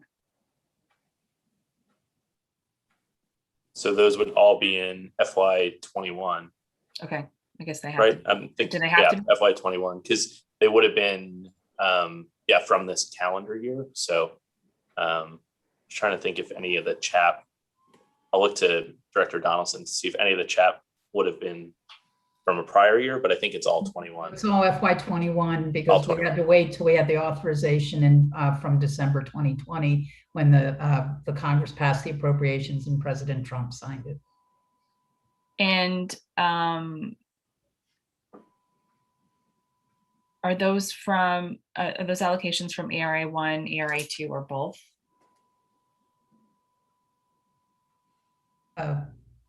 If they're So, from the right- December bill, that for CHAP, that is, they're from the December. Yeah, so 1. Okay. Can use of funds for non-state DC purposes apply to the deadline for spending ERA 1 funds? I was actually just going to jump in on that. Yeah, so that actually, so in our report that we'll send to Treasury by June 15th, we're estimating we'll have spent about 30 million toward the 130 million that we have to obligate by September 30th. Okay. Okay, so now that we know ERA funds can be used for at least some aspect of FRSP and rapid rehousing, I think it can definitely, I believe it can be used for the portion of rent that tenants versus the government have had to pay, tenants who are in those programs. Can it also be used for any forward or back rent covered by the government? Director Zeilinger, do you want to take that one? I can. So it can be used for example, like in the example you gave about FRSP, we can support an extension for somebody who still needs it, who qualifies in FRSP with their forward rent through the federal ERA funds as an eligible use in ERA 1, and we are using some of the federal ERA funds for that purpose, so that we are able to extend those households so they don't need to go apply and qualify for that assistance, but we're able to extend them knowing they need that assistance in the program. Is there a difference between ERA 1 and 2 on your ability to cover those expenses? I don't believe so. I would need to double check. So we heard that some applicants who were in FRSP had been told they were not eligible for state EC. What steps are being taken to correct this misinformation as well as to proactively promote the use of state EC for individual and families in rapid rehousing? So, really important here, to clarify, in FRSP, we almost all of the time through the structure of how rents are paid, are paying the full rent to the landlord on behalf of the tenant, 100%. And any tenant obligation for their rent is paid to the housing authority, who administers those rent payments on behalf of the district. So if they owe rent arrears, those are not showing up on their rent ledgers with their landlord. That is something that has been really helpful in inviting housing providers to rent to tenants in the program, mitigating risk for them. It's been helpful for tenants because if they're struggling, they are not accumulating rental arrears as they're first exiting homelessness with FRSP.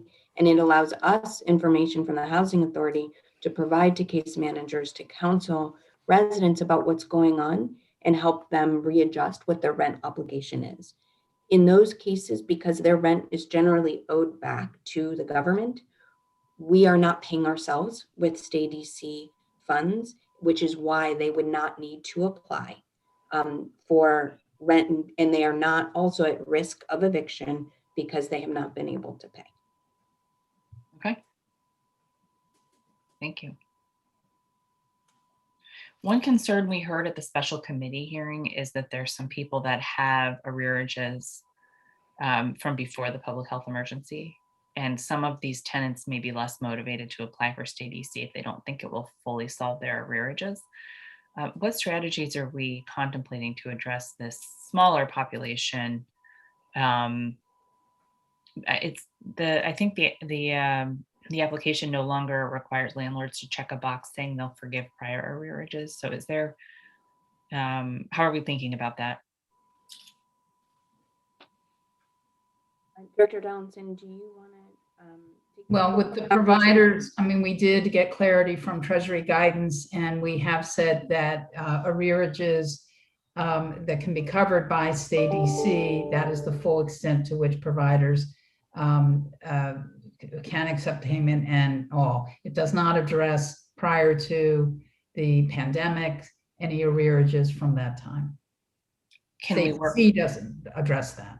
Can we work with families, renters, to say access ERAP dollars to make them whole? I mean, how are we, I know it's not a lot of people that we've heard from on this, but you know, obviously our goal here is preventing eviction. So what are some tactics we could use? We can look into those on a case-by-case basis. We have our homelessness prevention program. If someone is at risk of homelessness, we have some flexibility there in ways that we're able to assist. We can work with tenants on mediation negotiation with their landlords. Our goal is to make a connection to any additional resources that they would qualify to preserve their tenancy. But the most assistance that they can get dollar-wise is through the state DC program, solving that 12-month period of time, as well as being able to support them going forward, has a huge value. And it will go a long way in protecting tenancies. And we will, as we continue to roll out more robust boots on the ground communication, be sure that we are supporting people to understand that it is worth it to them to get this help. And we will, they do not want to resign themselves to getting evicted and starting over with that kind of debt when we can help. And so we will absolutely make sure that we're clear in our communications and targeted. We need all of our community partners who are working with residents where they have those questions to also let them know how beneficial it is for them to get this assistance. It can only help them.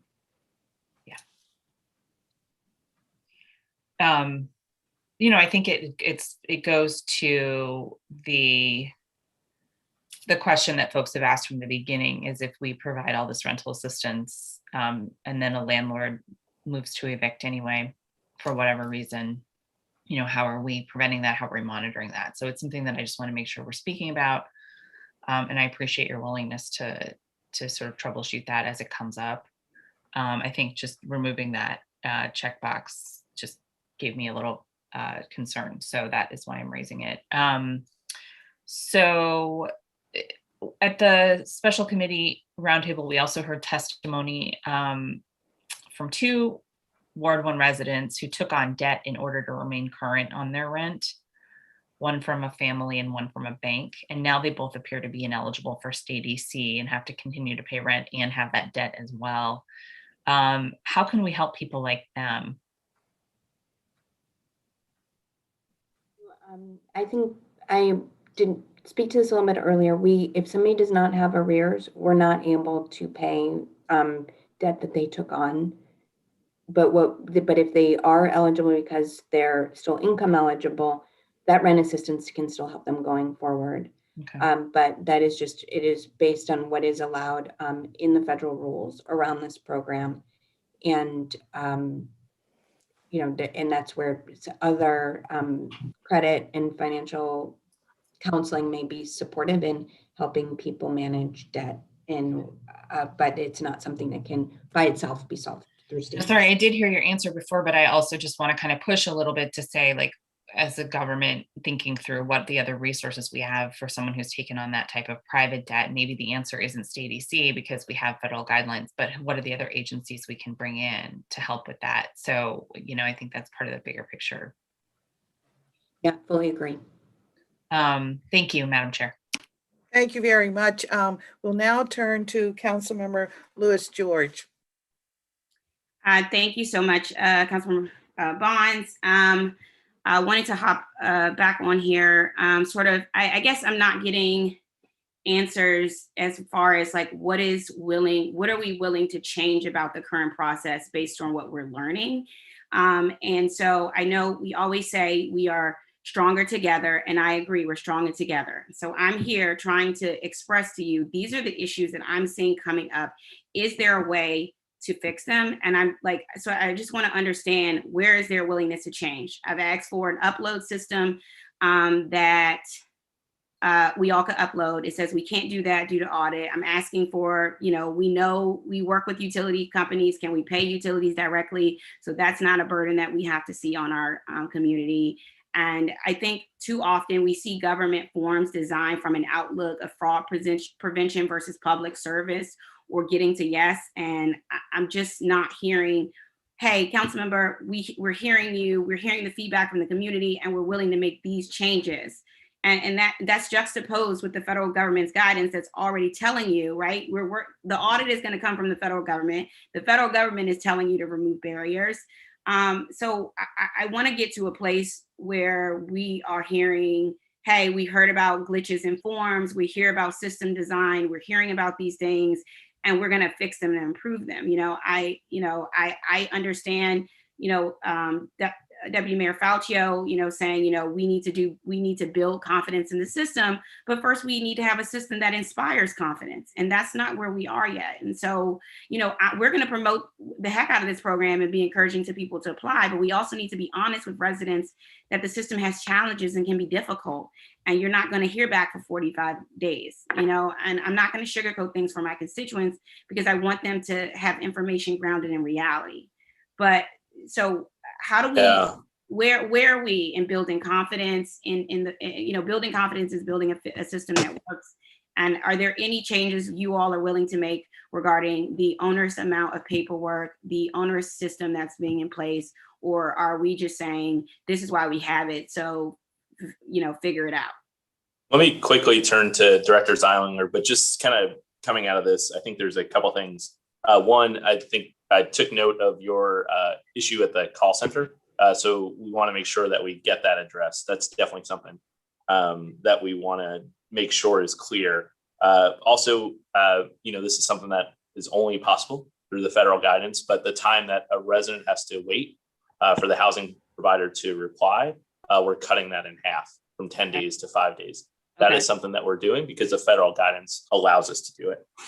We also, Director Zeilinger had talked about, want to be able to send residents a weekly status update on where their application is. And then we also are going to make sure that it's clear on the documentation what's most important to get us. So we talked about in this hearing, the lease. You talked about 10 pages. Director Zeilinger talked about how it's most important to get those first 2 pages. But what we don't want to do is we don't want to put folks in a position where we might be able to limit the assistance that they get because we ask for less, right? And that's why I brought up low money, low problems, because less documentation, less assistance, right? So we want to make sure that people get us all the documentation that we can, so that we can make sure that they get all the support that we're able to give them. But let me turn to Director Zeilinger to talk about some of the other ways that we're going to improve our work together. Thank you, Deputy Mayor. And I apologize if the answers we gave sounded as if we're not willing to change. I think, want to be realistic about what is within our control and what is a requirement of the program, and some things that have brought up we could not do within the confines of what is allowed. We have on May 24th launched some additional functionality on the website that takes users directly to all the various resources that assist with their application, including video tutorials, FAQs, and other resource documents. And we've been hearing that's particularly helpful. As we've begun check remittance, the details about the check sent and that allow to track are issued in the portal, and people can check the status of payments there and know that that check was issued. They can have information about the check, and that was deployed also on May 24th. Coming on June 14th will be a landlord portal, in the landlord portal, allowing housing providers to create one account that uploads all their documents, so business license and some of the things that they're having to do over and over. We've heard that feedback. That functionality is coming very soon, and then they will be able to use that for multiple applications. That will speed things up as well. We are launching an exit survey that helps us collect feedback from applicants on what they believe would be most helpful to them so that we can have a continual improvement process. We have updated status markers as well on the portal so people can more easily have clear definitions of what their status actually means. And so that the jargon that we're using is in plain language for residents to understand what is the status of their eligibility and their application. We talked about the reminders that are when somebody still owes a document and their application is not complete, as well as what is coming and not there yet that we're looking forward to is an estimated date of payment of an issuance of their check for applications as they're going through a process. We are adding, as we noted, the self-attest links into the application with language at the beginning that describes what that might limit so that people are right in the attestation know if I do have a document, but it's easier to do the attestation, what the ramifications are if they could get the documentation and get more money. Okay. So that is also will be up within a few days. It's being translated. Right. This is great. This is great. Now this is the information. That's what I'm saying. These are the updates are happening in real time. These are what people want to know, and this is what providers and people volunteering want to know. And that's helpful to hear what updates are being made as a result of how we're learning the process. I do have a question just about community partnerships in this, because many of the community members will now, I hope, are listening in or taking this information, but are more staff being brought on at Office of Tenant Advocate to help tenants navigate the time crunch around state DC assistance or help counsel residents about their rights about the public health emergency? Why can't we make this happen as soon as possible with that 10% outreach funding? So let me turn it to Director Donaldson to talk a little bit about how we're working with our partner agencies. But when Director Zeilinger was speaking, I was about to say, but wait, there's more, which actually goes to that outreach. So we've just added the ability for residents to call the hotline and to set up an in-person consultation with a community-based organization. So that actually is probably, council member, probably the most exciting one that I forgot, sorry, to mention. And so there'll be 3 that'll be online this month. We'll add a 4th in July. So Director Donaldson, do you want to talk to that, and then also the sister agencies? Yes. Well, this is part of the ongoing feedback. I mean, I'm in regular communication with housing providers, with our community-based organization that provide housing counseling services. We're convening regular sessions to get that feedback on what it is like on the ground for those that are coming for help at the CBOs, but also what housing providers are experiencing, especially some of the larger landlords who are really trying to help their tenants be able to access these resources. And that's really, I mean, I think that's part of where all of that gets fed into the regular consultations with Deloitte and with, in order to tweak applications. And that's what the steering committee, the staff-led steering committee is doing as well.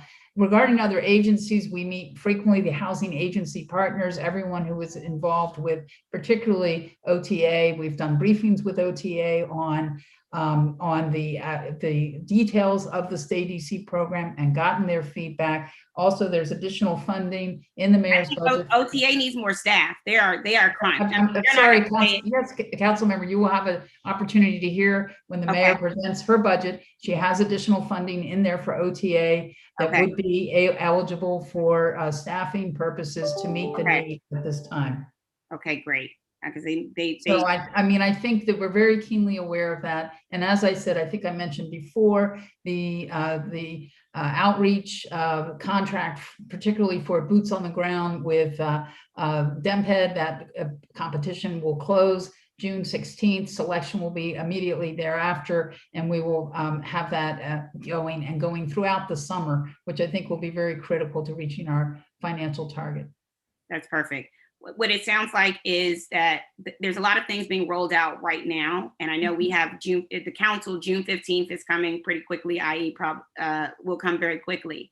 And it sounds like some of this won't even be rolled out. I think June 14th was one of the days we're going to decide on who's getting contracts. So I'm just saying, going into this, I guess the final question or final thought here is if an eviction moratorium were to be lifted before resolving some major challenges with state EC, would the city's current homeless service offerings be able to absorb any uptick in individuals or families needing shelter? And I think we can agree the answer would be no, but I'll leave it there. And that's a question or a comment, but basically June 15th is the next council hearing, and we're hearing that some of these things aren't rolling out until June 14th.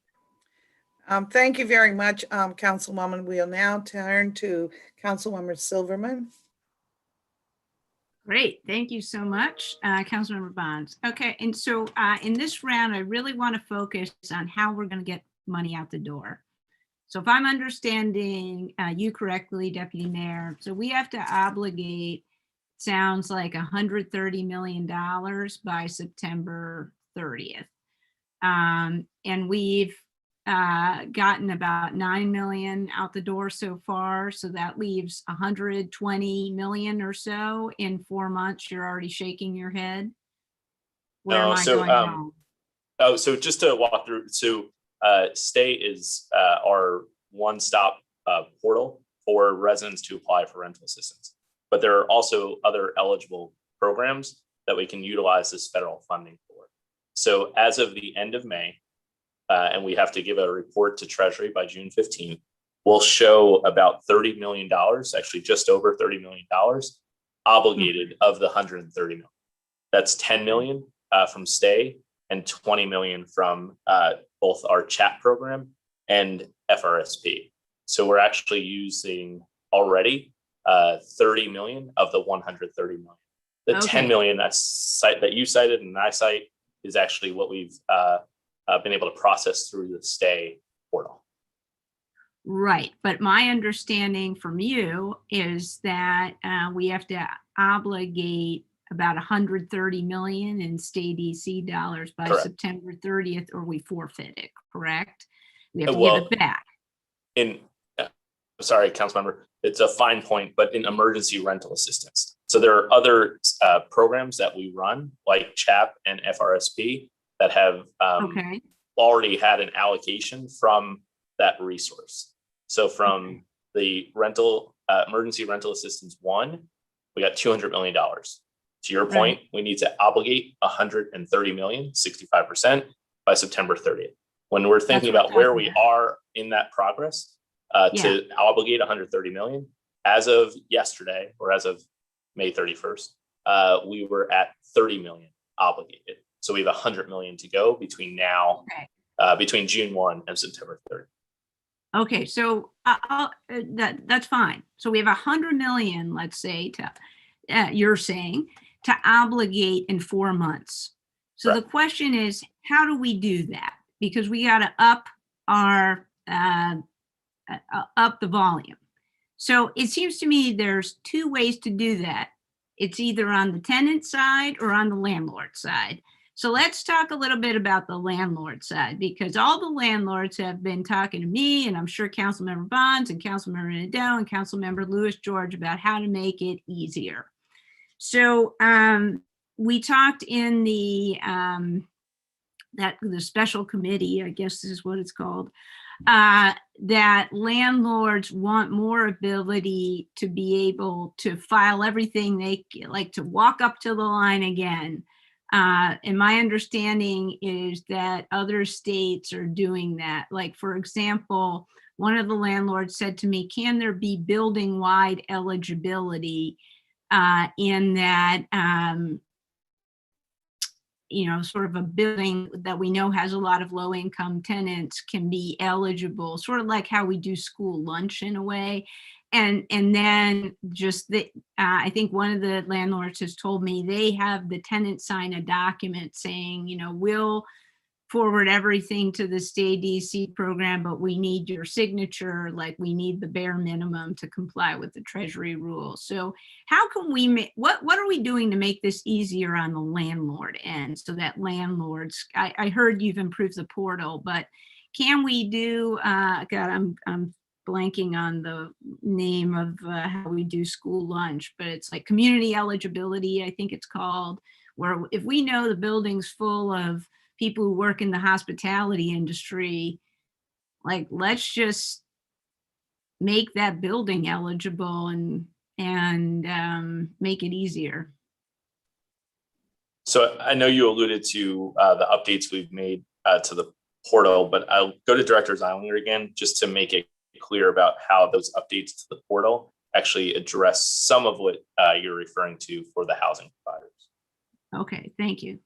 So in the portal, a housing provider can upload all of their documents that are required for them in the improvement that is forthcoming one time, and they will not have to upload it for every single application, which will definitely help the burden that they have for large multifamily units where they may have many applicants who are providing.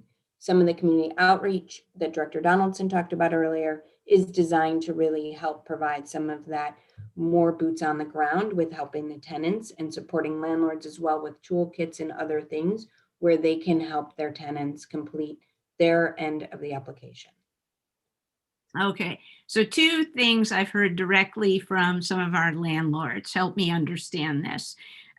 So one of the problems I've heard is the amount of rental assistance owed to the landlord is different than the amount of rental assistance either the tenants applied for or what they've gotten. So how can we do this better? Because my understanding is then, I think you said this, Director Zeilinger, there's like a lot of back and forth, and that's time wasted, that's resources wasted when we need to be getting this money out the door. So how can we do that better? There is, that's the matching process, right? So the tenant applies and it pings the landlord puts their information in, and the reconciliation is what allows us to understand when there's a difference, what we're able to pay. The landlord may say there's more arrears owed because some of them are in a time frame that is where someone may not be eligible, like before the public health emergency. We will get to the bottom of that discrepancy so that we can make payment, and that is built in as part of the process. And it's not an extra layer of time that the district has thought up to make this slower, but it is part of what we're required to do in the way that we implement the program. Okay, I'm going to push, and you can tell me that I'm outside the bounds of the Treasury rules. Why don't we just go with what the landlord says is what the tenant owes? And then if it ends up being the wrong amount, let's reconcile it later. Well, Councilmember, remember, the housing provider can start the application, and any housing provider who wants to make sure they get exactly what's on their ledger into the system, they should start the application. They should apply. We encourage them to apply, right? So the housing provider can start the application, but in order for that application to be completed, the resident has to respond, right? So the housing provider can start it, and the resident needs to respond. The resident can also start that application. If the resident starts the application, the housing provider has now 5 days to respond and verify the information. So what I would say to the housing provider who feels like their ledger isn't being made whole, apply yourself and be the one that starts the application process and gets the information into our portal. Okay, Deputy Mayor, just give me a ballpark, because what percentage of the applications have been from big landlords versus small landlords? Director Donaldson, do you have that data? I don't know that we I don't have that readily in. Yeah, we could work to get that to you, but I don't have that breakdown in front of me. Thank you, Director. So I'm very interested in this because, programs like this, I think, are even the large landlord companies like Bernstein companies, Borger Management, they're having difficulties. So I can only imagine what a small landlord, who doesn't have all those resources is going through. So I think my suspicion is like it's a lot of large landlords and not small landlords. So I'd be very interested in that. Deputy Mayor, I'm going to ask you a question, which I know you're probably going to recoil, but I got to ask it anyway. So can you guarantee right now that we will not forfeit any of the Stay DC money because we don't get it out the door quick enough? So we're stronger together. And so I think if we're all working together on this, we have an opportunity not just to not send resource back to the Treasury. But remember, the reason why there's a September 30th deadline is because Treasury is going to evaluate who's used their resource and who hasn't. I think if we actually work hard this summer, there's even a possibility that we might actually be able to get resource that other jurisdictions didn't utilize. So my work this summer, and I hope you'll join us in this, is to make sure that we actually exceed the expectation. And I think the system. But I have one more question I have to ask before my time runs out, which is, if we do forfeit money, who's responsible? Yeah, so I think that we all are working together on this, and the mayor wants us to make sure that this support is available for our residents. So we're going to continue to make sure. No one's responsible? Well, of course, we are going to be responsible for what we do. I also think that when we exceed, if we have that great luxury of exceeding what we do, I think we can also share in that victory as well. So listen, we're stronger together. We're all in this together. We've got to make sure that we have a system that allows people to apply, that allows people to be successful in their application. But we also need to operate within the guidelines. If we get all the money out the door and then Treasury says we didn't operate within the guidelines, we'll have a whole nother problem, Councilmember, that you'll be holding us responsible for in that sense as well. So we're going to work hard to make sure that we're successful on this, and we appreciate the feedback that you all have given to make sure that we're looking and overturning every stone in order to be successful.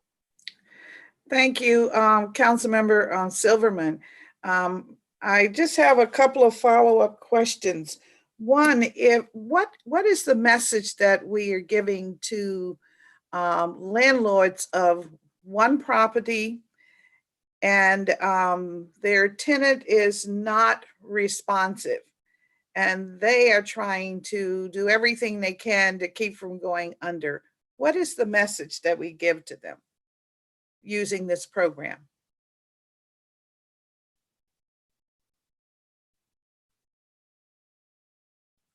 Deputy Mayor?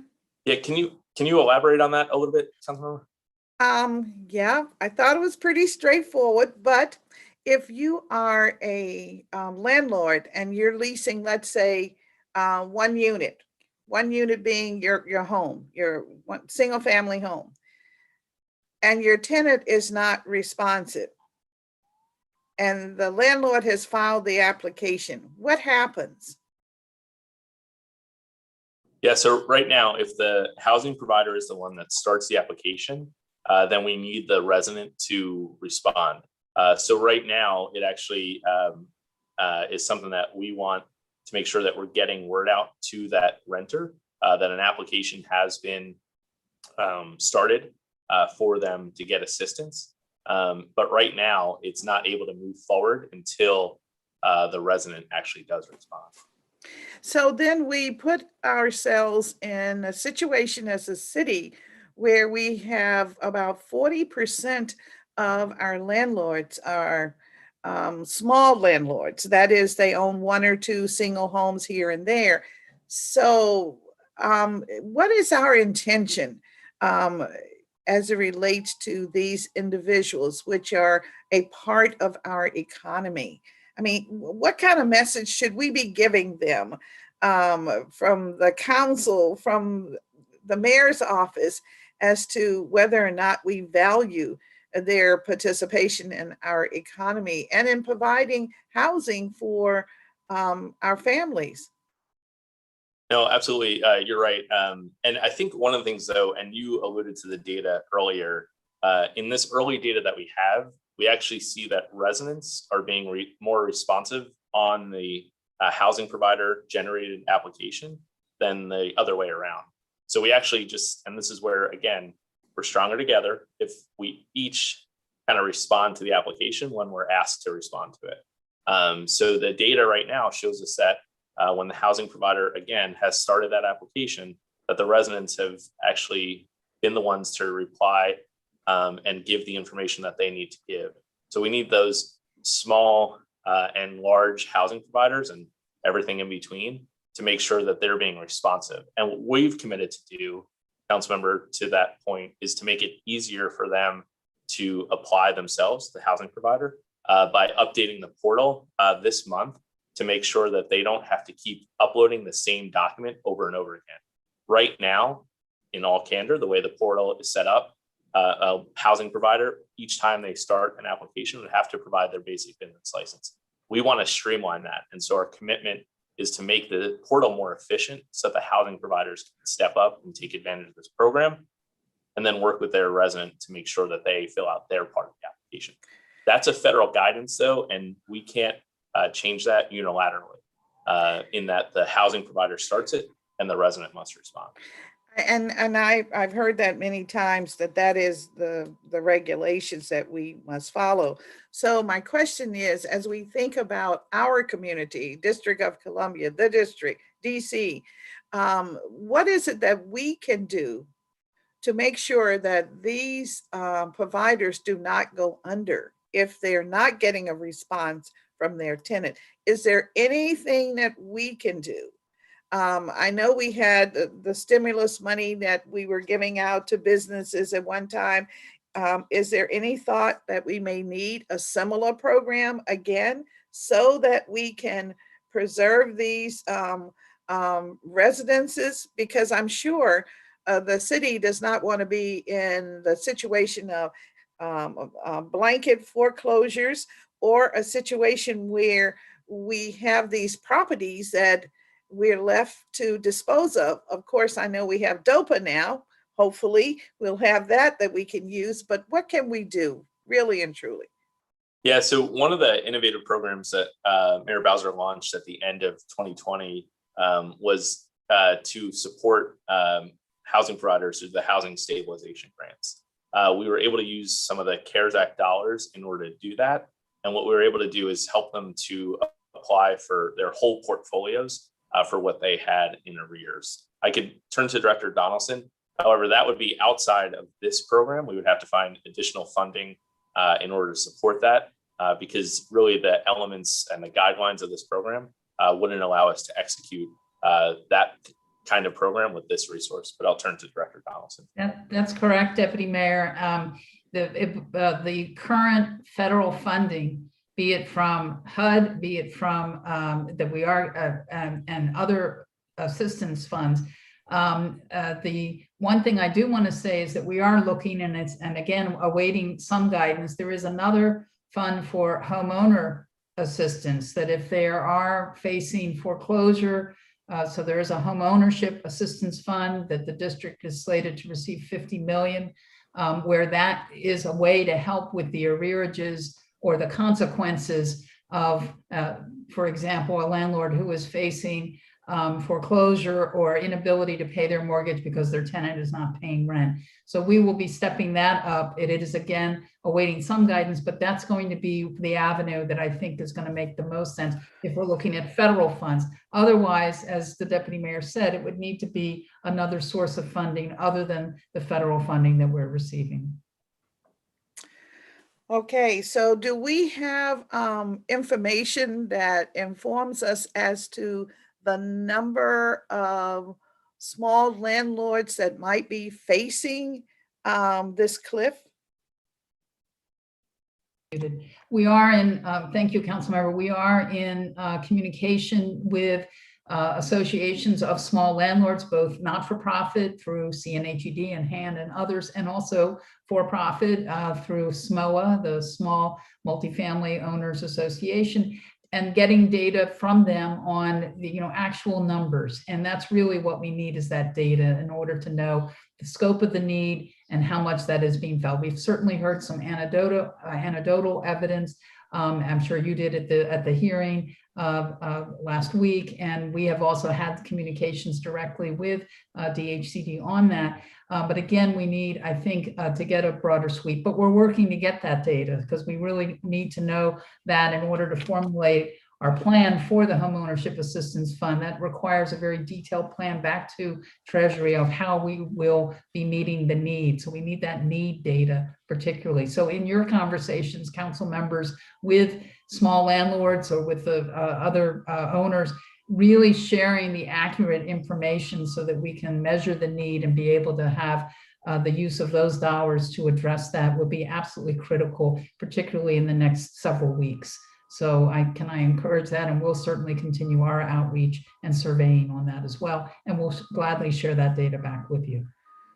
Well, thank you very much. And in my last question, before I know we all have to go, to the deputy mayor, I want to know if we have given a thought and we have a program in place to make sure that we have ample dollars in the ERAP budget, because there will be those who still were suffering maybe prior to the pandemic timeframe of April 2020, those that maybe have used their own resources for a period of time and they're not eligible for the stay DC because they did pay their rent. So is there some funds that we given thought to how much we need to have in ERAP for this purpose?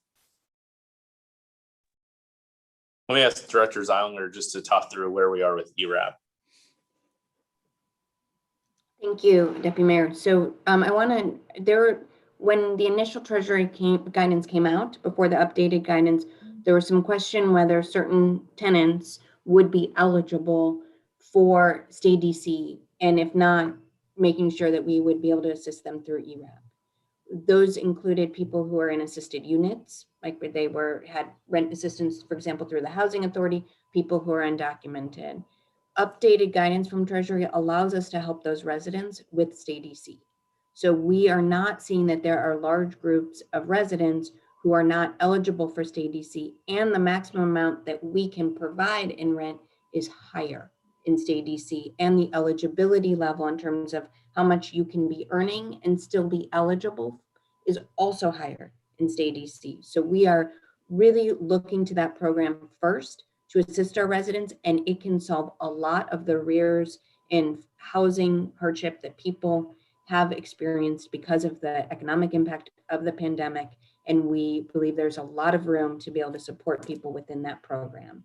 Things that cannot be helped outside of that program, we will look to leverage ERAP if it's an eligible expense under ERAP, or our homelessness prevention program as well. But we really, as we've seen Treasury continue to update the guidance, we can really meet the vast majority of needs in our community through this program, and we are doing so. We are spending down ERAP, and we spent it down very quickly this year before the launch of Stay DC and this portal for assistance, but we are really confident that by going through this, the Deputy Mayor started by describing this as a singular point of entry where a resident can come in for help with housing supports, utility supports, and if they come in through that portal and we cannot assist them but can through something else, we will make that seamless connection. And so it is really a very important singular front door for housing assistance that our residents might need.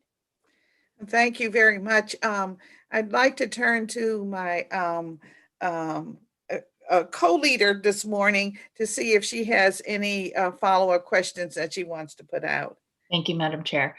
So I want to get back to this idea of meeting the deadline for spending the funds. So we know that we can do that through Stay DC. It sounds like some of the funds will be allocated to CHAP, some to FRSP. And so I guess I want to, because we're hearing this, not just in the discussion today, it's been brought up on the dais a bunch of times, and, you know, it's being used sort of as I think an argument for, we need to do one thing or the other with the eviction moratorium because the money will go away, or, you know, there's some connections being made that I'm not supporting necessarily, but this is the conversation we're having. So what, I guess my question is it true that we don't necessarily have to spend all of the Stay DC money on rental assistance by September 30th in order to meet the target? We just have to spend it on allowable uses. Sorry, the ERA money. I would say correct, but those allowable uses really kind of pertain to housing assistance, right? So rental assistance. Right. So we have a little bit of flexibility in terms of what programs we can allocate it to, as we discussed, right? But when you think about like CHAP, we're going to stop accepting those applications, or we've stopped accepting those applications, let's say, because we have stay, right? So yeah, to your point, we can figure out the allowable uses and where else we can put it. But what we want people to do is step forward in order to make sure that they don't miss the opportunity to get really what's a once in a lifetime resource from the federal government. Yeah, for sure. And I'm not trying to say that I don't think that's the best way to spend the money. I absolutely, by and large, hope that we can move as much money to rental assistance as possible. I don't want us to panic. And also just be aware that there may be some lump sum things that we do. Like with the FRSP, we're essentially providing rental assistance to people in FRSP by paying ourselves, right? And that is a different type of allocation. Am I understanding that right? Let me turn to Director Zeilinger to speak to that. No, we are not paying ourselves.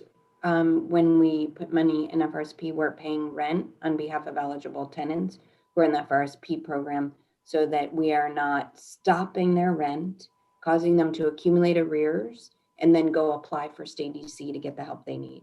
So they're eligible tenants. We are not paying the district government. If tenants owe arrears for their portion of the rent, we're not using stay to backfill that. But we have the very lowest, most at risk of homelessness residents we have are residents who we are helping through FRSP, and that is an allowable use. Yeah, sorry, I was not very articulate, but that's what I was trying to say. So essentially we don't have to make those people go through an application process. That money can be allocated more quickly because it's an existing program that we've already set up. It is an allowable use. Yeah. So I just want to put that in the back of people's minds that there's a number of ways we're spending this money. We can debate whether that's how we want to spend it. But in order to meet the deadline of getting the money out the door, there are a number of things that we are doing that's not just part of the state DC portal. Okay. All right. So just a little more about forward rent. When residents apply for back rent, does the system include any prompts before completion of the application asking if they want to apply for forward rent as well?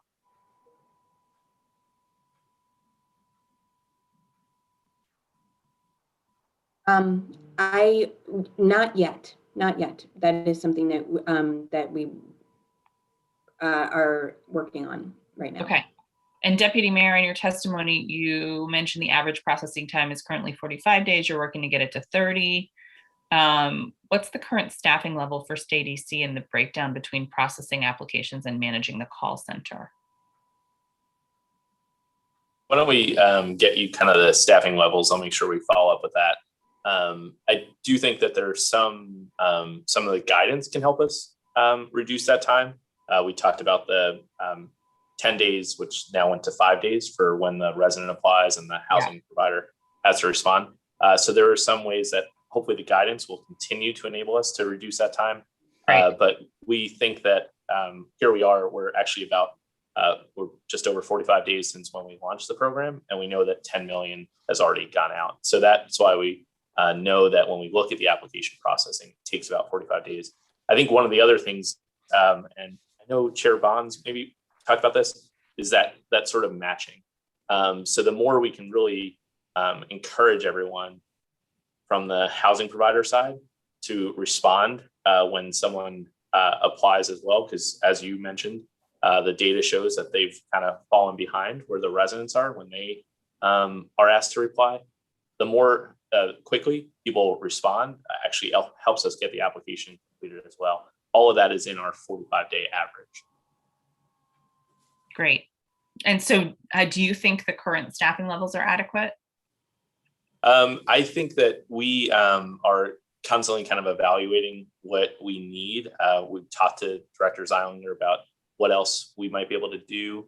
It goes to what we talked about in our faster, friendlier, and louder framework. But I'll go to Director Zylinger to talk a little bit about staffing and how we our comfort level with where we are.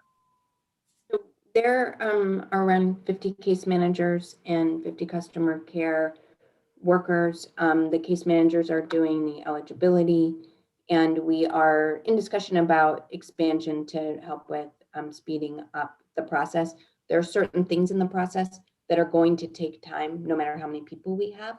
And so we want to make sure that we're preserving the resources for the best use that's going to have the best benefit, but we are looking at increasing staffing to speed up processing. It's something we continue to evaluate, and we'll continue to reevaluate as we go through, because we expect and hope we'll have many, many more applications as well coming in. And we are committed to meeting, flexing to meet the full need. Great. Thank you.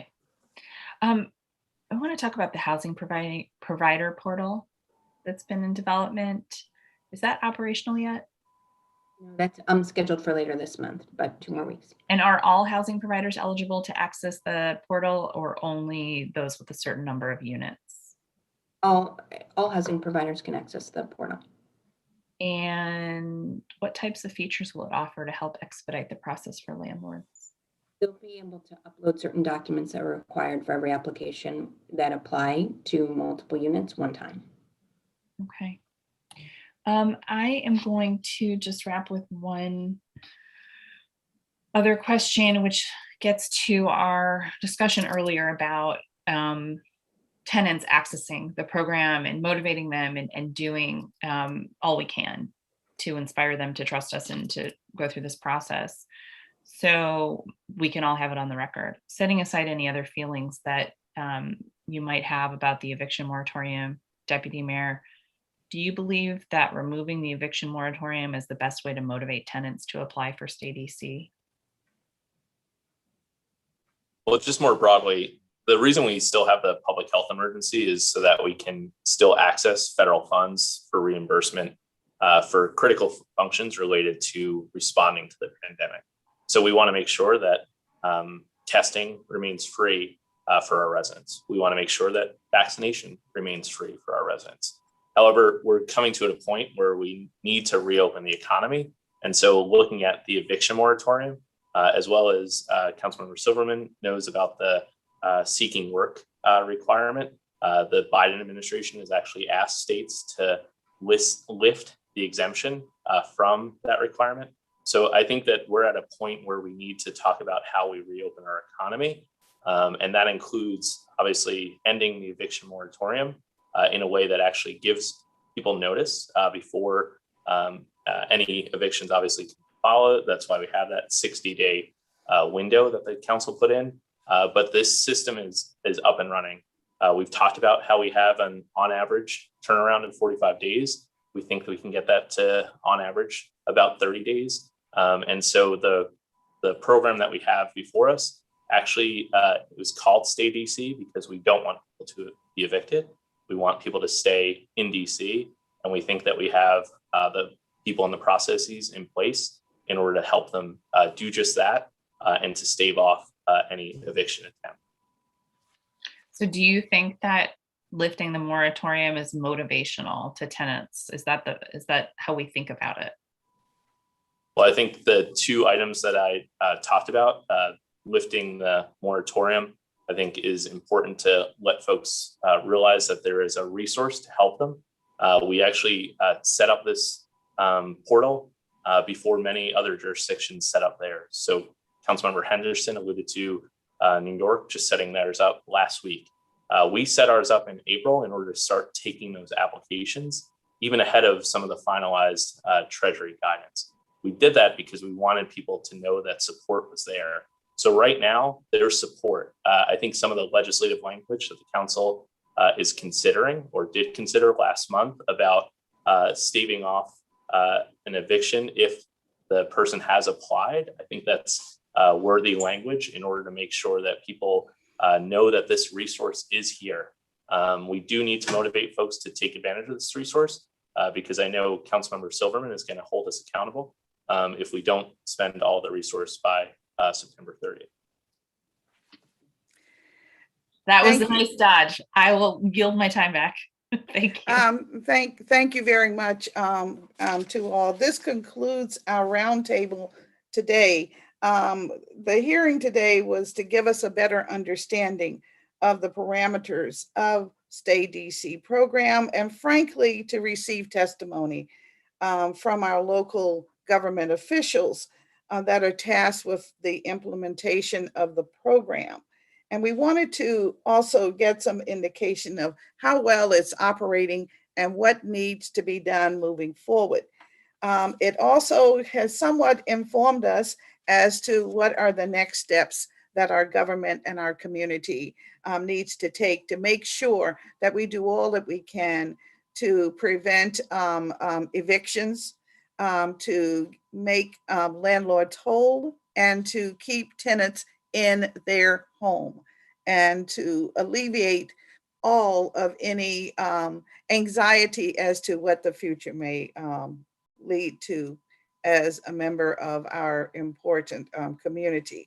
So I want to thank all of our government witnesses who testified today, and to Councilmember Nadeau, especially for holding this important roundtable with me. And I look forward to continuing to monitor this program to ensure that it works effectively and efficiently for our residents.